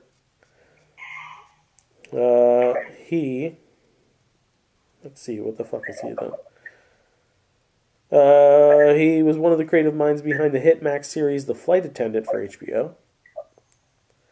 He's also been a part of MTV's Awkward and Scream, the series, and he's a CW Supernatural vet. What was that, Joe? T-minus 1 month. Yeah, don't fuck it up. I ain't saying shit until then because I got a lot to say then. They're making a new Chucky movie for some reason because they can't seem to understand which timeline of Chucky they're doing, so they have ongoing Chucky timelines and series. This is money. Like reboot or I think this is the sequel to the other one. The science one? Mike 3 again? Yeah. Yeah. Chuck Thregan? Did you see they made a life-size M3 doll that you could buy? Fuck that. Right? I'd watch it. They set up that Mark Hamill one for a sequel, for an obvious sequel, and it was enjoyable, even though it really was M3, which actually it came up before. So, yeah, fuck James Wan. Yeah, I don't know. Either way, there's more Chucky. Winnie the Pooh Blood and Honey 3 confirmed. It wasn't a part of the Pooniverse lineup. This is a following sequel, so there's that. Pains me. Just pains me. The fact that we get like 8 Sharknado movies, we have Blood and Honey and whatever the hell that universe is, and we can't get a budget? What the hell? Well, once that Netflix studio opens in Jersey, expect a fucking pitch meeting. Because Netflix, should we just walk in there and be like, yeah, we have a meeting? no, we'd have to schedule it. Mr. Rosenrose. Mr. Dr. Rosensir. He's waiting for us. Let's just let us Be in. like, you know how you're running out of time with Stranger Things? Do we got a fucking show to replace it for you? Has the plot of Teen Titans already been revealed? A new rumor has seemingly obtained the synopsis of the DC Universe's first team-up. A Teen Titans project is officially in production for the DC Universe, with Supergirl, Woman of Tomorrow writer Anna Nagara attached. While details about the project have been sparse, Production Weekly has revealed the Teen Titans logline that seems to suggest a much different take on the team than many fans were expecting. The Teen Titans are further apart than ever before, until Damian Wayne recruits Starfire, Raven, Beast Boy, and the new Kid Flash to join him in a fight against his own grandfather, Ra's al Ghul. This is the movie that they announced recently? Yeah, this is the James Gunn Titans. Wow, they're jumping in. So this pretty much confirms that Brave and the Bold is going to be Damian, maybe with Dick Grayson? Dude, since that was... if that's what they do, where we don't get a Bruce Wayne right away, because he's gone, and then he fucking shows up later. Don't tell you where he is. Bruce isn't here. Yeah. It's not even like the whole he died thing. Just Bruce had to do something. What if he's like, he's off planet? I'd fucking love that. Yeah. He's off planet with the Justice League, and Dick had to stand in as Batman for a while. And when he did, shit went down. This makes me very happy. What if they just don't know and they leave it open-ended? That'd be pretty cool, too. Yeah. You never see who's Batman? He never shows up. He shows as up Bruce. at like the last movie in the fucking series, whatever the big team up is. I have the story that got me yesterday, and then I have 2 stories intentionally I saved for last before food, just to hurt Vinny's feelings. Here's the one that got me yesterday. Marvel recasting Spider-Man after Tom Holland exits role over creative differences. That would get me. Tom Holland is out as Spider-Man. Sony is set to recast the iconic role for the Marvel Cinematic Universe following a creative split with the actor. It's no secret that Tom Holland is very protective of Spider-Man. It's why, despite No Way Home being a massive success, Spider-Man 4 still doesn't have a production start date. While Marvel has been more than happy to wait until things were perfect, it seems the studio has finally split with Peter Parker actor over a creative dispute. According to media reports, this difference comes from Tom Holland wanting a more street-level story for Spider-Man 4, whereas Sony Pictures and Marvel Studios want a buddy cop movie with Peter Parker and Sydney Sweeney's Julia Carpenter jumping universes to hunt down Jared Leto's Morbius. Okay, there you go. That is where it got me. Yeah. When I got to that, I was like, "You son of a bitch!" Oh, you had me. He's not leaving? No, he's not. It was an April Fool's article. It's a good That's how article. you do satire, though. That's how you set it up with Yeah. something believable, get people hooked, and like, no. Oh, fuck you. What's today's date? Ah, you bastards got me. We hate to burst your pumpkin bomb, but here's the truth about Sam Raimi's Spider-Man 4. Since the release of Spider-Man No Way Home almost 3 years ago, there has been plenty of online speculation and scoops, quote, scoops, about more web-slinging adventures from the pre-Tom Holland iterations of Peter Parker, famously played by Tobey Maguire and Andrew Garfield. One of the most notable bits of chatter posited that Sony hoped to realize Sam Raimi's 4th Spider-Man movie, which was supposed to introduce villains like Mysterio, played by Bruce Campbell, and Vulture, played by John Malkovich, both of whom eventually found their way into the Holland trilogy. Well, we hate to burst your pumpkin bomb, folks, but according to Raimi, the rumor is faultier than Doc Ock's inhibitor chip. Quote, Raimi, well, I haven't heard about that yet, the director told Comic Book Resources during an interview at WonderCon this past weekend. I did read that, but I'm not actually working on it yet. Marvel and Columbia are so successful with their current Spider-Man and the track they're in, I don't know that they're going to go back to me. I'm not sure, but I love all the new Spider-Man movies. I love Spider-Man No Way Home. It was really super powerful, and it was great seeing Tobey again in it. When asked whether he and Maguire have discussed the potential for another Spider-based collaboration, Raimi replied, I haven't talked with Tobey about it, but maybe Marvel or Columbia Pictures have. With that said, the filmmaker is on great terms with Marvel following Doctor Strange and the Multiverse of Madness. So, Vinny, no, all your internet scoop is wrong. Raimi's not working on a Spider-Man 4. I heard a key word in there that you kind of glossed over. He said yet. So, with that being said, SU? No. There was another pseudo-news piece with Sam Raimi. He's lobbying hard to direct Secret Wars. Yeah. Which I don't want. No. I don't know who There's I some fun actually... movies. I don't know who I want to do that if you can't get the Russos back to do it. If you can't get them or Gunn, you're not going to get Gunn. You're not going to get them. Didn't they say they would come back for Secret Wars if Marvel did Secret Wars? Yes. Yeah. And it's been a while for them. They said they wanted to take time away from superheroes. And a statement like that reads to me, we still want to do this shit, but it's so fucking intensive. We need time to just make smaller stuff. Yeah. How long's it been since Endgame? A bit. 2019? So, 2018? so if you look at Secret Wars, well, the 2027 is the prospective release date now. Yeah. You got time. It definitely is spaced out in between Endgame and All I know whatever. is after this year, they're going to have to start dropping movies hard. Yeah. Well, we got the Marvel Jesus coming in July. That's so all we got this year. That's it. But Yeah. Marvel is banking on him to save the universe right now. Considering all that's happened with the strike and the inability to make things, you know, now that shit's cranking, they're cranking hard. Oh, yeah. It better be. Well, with everything we're hearing with the small screen, you know, the Disney Plus stuff with Daredevil, the Netflix series becoming canon, what they're killing it with X-Men 97. X-Men 97's animation. Its own little corner It's its things. own, yeah. Like, I'm sure things might bleed from one to another, but it's not movies, right? But, well, what's the next movie that's supposed to come out after Deadpool? I don't even fucking know. I think it's Thunderbolts. Which, Yeah, because that's filming currently. yes. And Blade Yeah. comes out when? Oh. 2028? Captain At this point.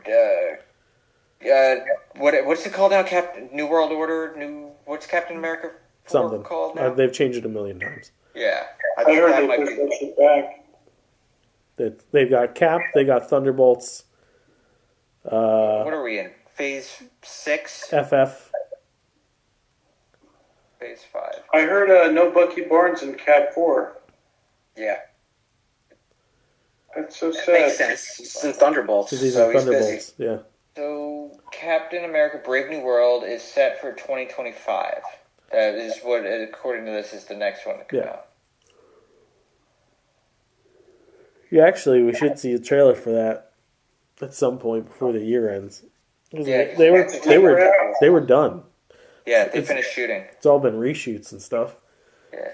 All right. Currently reshooting. The last thing I have before food news is they put out the poster for Joker 2, Folie à Deux, and it is Joaquin Phoenix and Lady Gaga mid-dance, thus pushing the musical motif a bit harder. And the first trailer for this movie drops next week on the day we record this podcast, and I, for one, can't fucking wait. Me too. It's gonna be a freaking blast. When it's all music-y in the trailer and they're like singing Jellicle, oh man, turning this iPad on and getting you on the video call and seeing your face is going to be so nice. It's not a musical, it just has music in it. It's a musical, bro. It's fine, you like musicals that much, but you're forcing it. We'll see who forces what next Tuesday, huh? Jellicle. Alright, it's food news time, motherfuckers. Cadbury has dropped a caramel spread that you could buy on Amazon.com. I don't know if it's in stores yet. But it's caramel and chocolate spread. Caramel and chocolate what? Spread. Like peanut butter. But it's like caramel Nutella. Okay. It sounds delicious. Over at KFC, saucy nuggets, sticky chicky, Korean barbecue, Nashville hot, honey sriracha, and Georgia gold. Also, apple pie poppers will be at KFC. The little mini apple pie bites. Those sound good. IHOP and Pepsi getting together on a collab. Maple syrup flavored Pepsi dropping at an IHOP near you. Ew. There's 15 needle drop musical moments quoted by the director. I think the director would know more than the fucking cinematographer. All right. So, And the director said it's a musical? yeah, he did. No, he didn't. Yeah, he did. I don't see it anywhere. Look it up. You have no Look it up. proof. Look it up. What is fake news? Over at 7-Eleven, you can get Big Bite hot dog sparkling water. It Ew. is near. What was that, Mike? The end is near. Yep. Ew. Uh-huh. Dunkin' Donuts has released an alcoholic coffee and iced tea line. You can get lightly sweet Dunkin' spiked iced tea, a half and half lemonade iced tea concoction, Dunkin' spiked dragon, strawberry dragon fruit iced tea refresher, mango pineapple iced tea refresher, all in booze, and there's also a coffee line if you're up for that. The company Sensible Portions, the creators of Veggie Straws, got two new snack flavors: a Garden Veggie Puffs mac and cheese flavor, and a strawberries and cream puffs flavor. Snack. A very different pair. Yeah. Pure Leaf Iced Tea has a new blackberry flavor coming this summer. In stores for a limited time, Moon Pie, chocolate mini moon pies. Yeah, I like a good moon pie. I will eat that. I'll try it. That's the one with the crunches in it, right? No, that's Star Crunch. That's the Yeah. that's Star Crunch. That's Moon the pie. flat Moon one. pie is essentially like a s'more. Marshmallow. Yeah. Yeah. Yeah. Okay, those are good. Not my favorite, Yeah. but Yeah. I'd like that minty. Yeah, mint one. I will totally try it. Lay's has new regional flavors dropping soon. The West Coast crispy taco flavor, the Midwest fried pickle with ranch, and the East Coast BLT sandwich. As an East Coaster, I think that's irresponsible and a lack of trying for the East Coast flavor. I don't associate the East Coast with a fucking BLT. I don't either. No, that sounds very LA. Yeah. Yeah.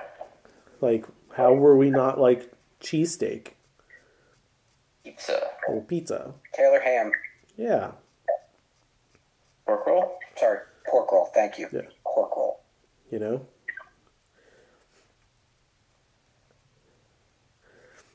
Hormel Black Label Bacon has a new limited edition ranch flavor bacon. Yep. Put the ranch in the Nope. bacon. The ranch has been used to season the bacon. Did they just feed the pigs ranch? I think it looks to be like, you know how peppered bacon has that layer of the peppering on the outside? It seems to be the same situation. It's just ranch seasoning. I could see that working. It could be something. Push Pop is releasing Freezer Pop. Push Pop still exists? Push Pops, they exist. Freezer Pops. So Push Pop. So like push-ups, you know, the tubes. Yeah. I'm trying to figure out what a freezer pop like. Yeah, because they already were in the freezer. No. Push Pop was the plastic lollipop. Where you, The lollipop. You What am I'm thinking of the fingered it. Flintstones thing. Those are The one push-ups. where you- Oh, Push-ups. okay. Yes. Push-ups. These are Thank push you. pops, the lollipop that you would Okay. finger in the hole Okay. and push the pop up. Lipstick candy. Yes, lipstick candy. Freezer Pop. So those flavors in a push up thing. Do Like, we know? That's a completely white screen. There we go. There Okay, we go. that kind. yes. So What are those usually called? Those also are push ups. ices? But Flavor Ice is the most notable brand. Yeah. Everybody has a version of these. So now Push Pop is getting into the game. I'm hoping they're very intense flavor. I'm picturing like they take that candy and turn it into an ice cream form. It's just going to be push ups that are sherbet or sherbet or sherbet, like more ice creamy. Right. No, they're going for plastic tube frozen ice. Yeah. Old El Paso is putting out soups. Weird, I know. Jalapeno chicken noodle soup, chipotle corn chowder, chicken cheese enchilada soup, Mexican style chicken and rice, and chicken tortilla. I was waiting for that one. I enjoy a tortilla soup. And me too. Wet bread. It's s'mores time over at Target. The Favorite Day Bakery has put out their s'mores cookies, their s'mores brownies, and their s'mores mini cupcakes. And I invite you, instead of buying that stuff, to look at the s'more selection on sinfulcreationsbyjustin.com because my cookies are better. And so are my brownies. For the 100 years of Butterfinger, the Simpsons are back on the wrappers. Never left. Butterfinger's been out for 100 years. Yeah, They gotta bring back the old recipe, though, because the new one sucks. I know. I still have Butterfinger stuck in my teeth from the last 20 years. And the last food news I have here is the Sonic the Hedgehog 3 inspired IHOP menu. We're going to have some... these are... It's half Sonic and half new items. We'll go with the new items first. Smoked sausage links, cinnamon apple pecan pancakes. That sounds delicious. They have a cupcake house-made milkshake, a Cinestack house-made milkshake, Pepsi maple syrup cola, we've covered this, a Pepsi maple cola float, and a watermelon lemonade splasher. Now for the Sonic 3 items. Shadows Chaos chocolate pancakes, which are chocolate pancake batter, chocolate chips, and chocolate drizzle. Overkill. Dr. Eggman's Benedict. It writes itself. Tails 2x2x2, which is 2 eggs, 2 pancakes, 2 strips of meat. Sonic's Blueberry Special, which is a blueberry pancake, of course, with blueberry compote. And this one's my fucking favorite. the Knuckles chicken sandwich. A knuckle sandwich. Yeah. You can't bag on them for creativity, that's for sure. Nope. Anybody else shocked that the fast food drive-in slash car hop company Sonic didn't do a deal with Paramount? I mean, probably because they're closing restaurants left and right. Could be. If anything, was going to boost them. Sonic hot dog. Do you know most of the ones in Jersey are like gone now?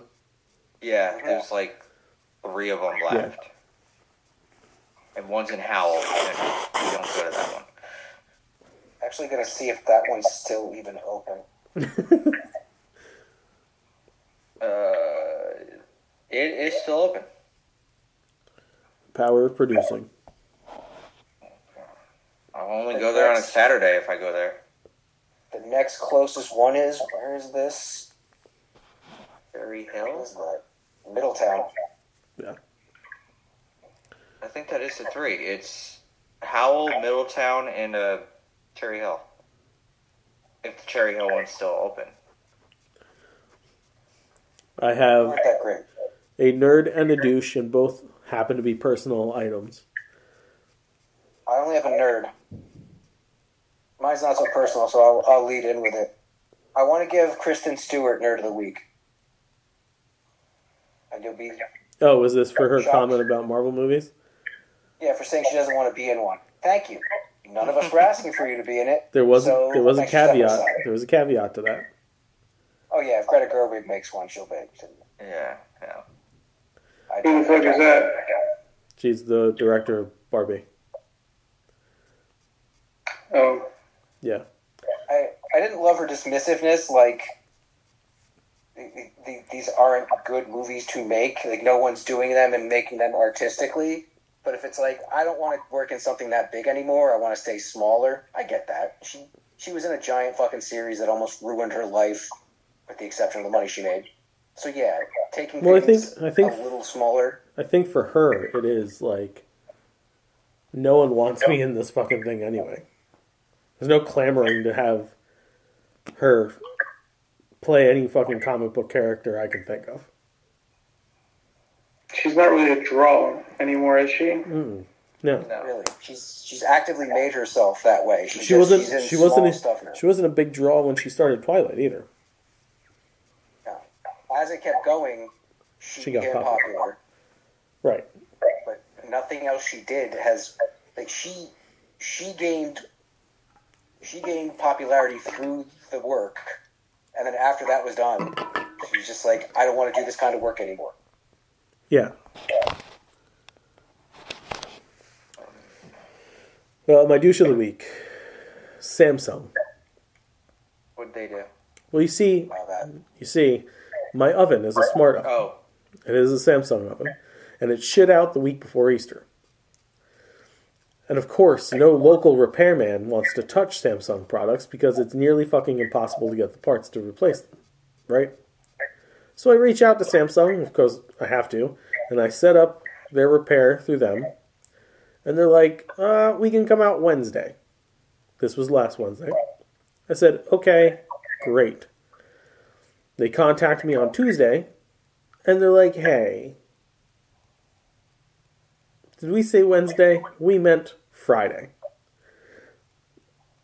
And I said, Friday's not going to work. I kind of need it fixed before then. And there's nothing we can do. Okay then. Guess I'm waiting until Friday. So after running up and down my steps for 2 fucking days trying to complete all my fucking Easter weekend orders, they come out on Friday.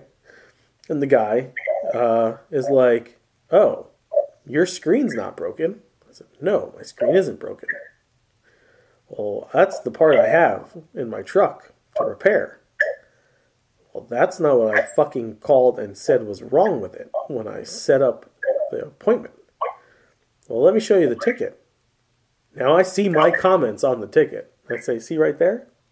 Not heating up. Not getting hot. Heating element is not working. So then he's like, well, we got it to start. I was like, yeah, I know. But like, after it runs and I shut it off, and if I go to turn it on again, it's not going to turn back on. Well, it's working now. Yeah, I know. But that means that I either have to keep the oven running all day, or I can only use it once a day. This is why, whatever. He's like, we'll call the company, and they'll fix the issue, and we'll get it fixed. Yeah, but I need it fixed now. So, I call, reschedule. They're coming this Thursday, because they had to order the part. The correct part. I will say they did credit me back half of the money I spent, which I spent almost $400 to get this fucking thing fixed. Damn. So I got close to $200 back. That's good. Which But it probably shouldn't even have to pay. It should still be under warranty because it's a very new oven. well, the warranty just ended back in August. Of course it did. Of course it did. So fuck Samsung. Make your shit, easy to fucking repair. Pain in my ass. I have some douches. Okay, douche away. To all the people posting stupid things on Facebook on April Fools, like, stop it, you're douches. I didn't run into much. Ones.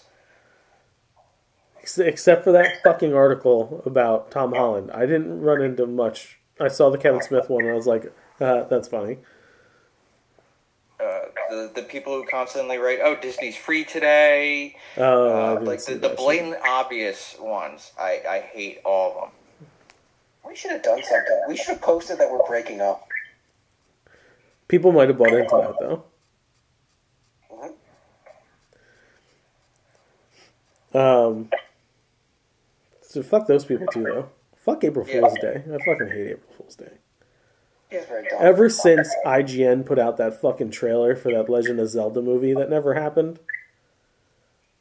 Oh, the joke went too far. Yeah. What about their Switch headset? That was they did? That was That cute. was very funny. That was funny. That's what I was talking about before. That's perfect. Yeah. Perfect kind of, not parody, perfect. Shit, can't think of the word. But the way it starts, and you're like, oh, cool, they figured out an AR version. Virtual Boy. They're redeeming Virtual Boy. Awesome. And then she's walking around that. Look, you get in the car, and it's Mario Kart. And that's when I'm really laughing. It was good. It was a good joke. That was one of the good ones, but all the other ones sucked. Yeah. Now, for nerds. One Kyle B. Hauser, who is currently in Disney World, did me a solid. See, back in October, when we were there was this backpack that I really wanted. And we just never got around to going and getting it towards the end of the trip. And then, we were like, whatever. And we noticed that on our last day, when we were packing the car, that our current Parks backpack had ripped. They got all fucked up. I was like, shit, I should have gotten that backpack. And then, like most things in Disney World, when you look it up online on the store, it's not available anymore. It's like, motherfucker. So I thought they'd taken it out of the parks, but there were still like 2 or 3 spots that had it. So I talked to Kyle and Jill on Easter, and I was like, hey, can you do me a solid? I'll Venmo you. You find it, I'll send you the cash, just buy it right away. So Kyle messages me earlier today, and he's like, no luck at Pop Century or the Polynesian. And I was like, shit, okay. And I was like, well, I think the last place I heard it was at was the Creation Shop in Epcot. I'm like, so when you get to Epcot during the week, just let me know. And about 2 hours later, I get a picture from Kyle, and he's like, found it in the World of Disney in Disney Springs. And I'm like, Venmoing you the money right now. So Kyle Hauser, thank you for being my nerd and getting me my backpack. Thank you.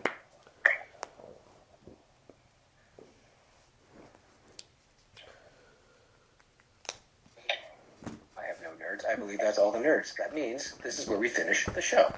That is where we finish the show. Yeah. Kyle's not here, so nerdies.com, nerdies Twitter, nerdies Gmail, nerdies. Just fucking nerdities. Who's next? Me. And I say, fuck you. And then I say, go to tpublic.com and search nerdities. Because that's where all our shit's at now. And you can get your hands on said shit. And you can wear it, and you can drink from it, and you can cuddle with it. And, like, maybe you rub yourself up against the pillow or whatever you want. Like, put it on Vinny's face, or Joe's, mine, all of ours. Who knows? And then I say, while you're doing that, though, you should head over to sinfulcreationsbyjustin.com and fill all your holes by ordering some sweet treats.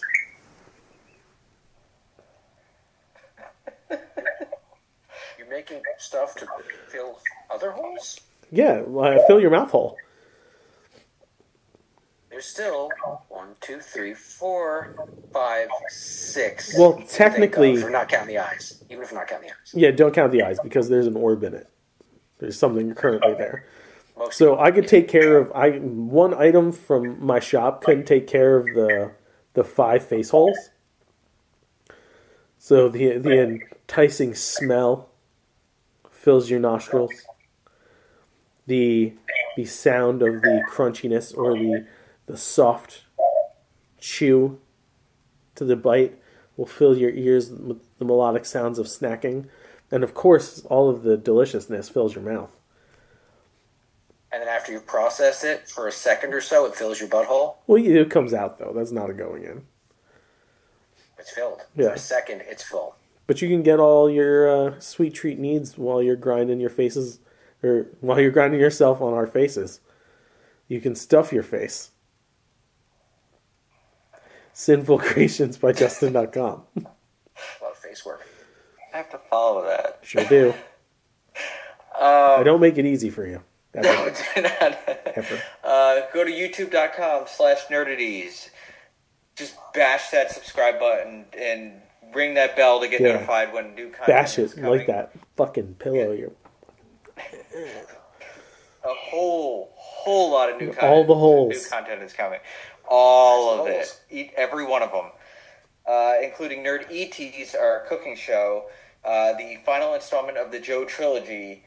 We have the more live shows, Halloween stuff, Christmas stuff, a feature film in the works.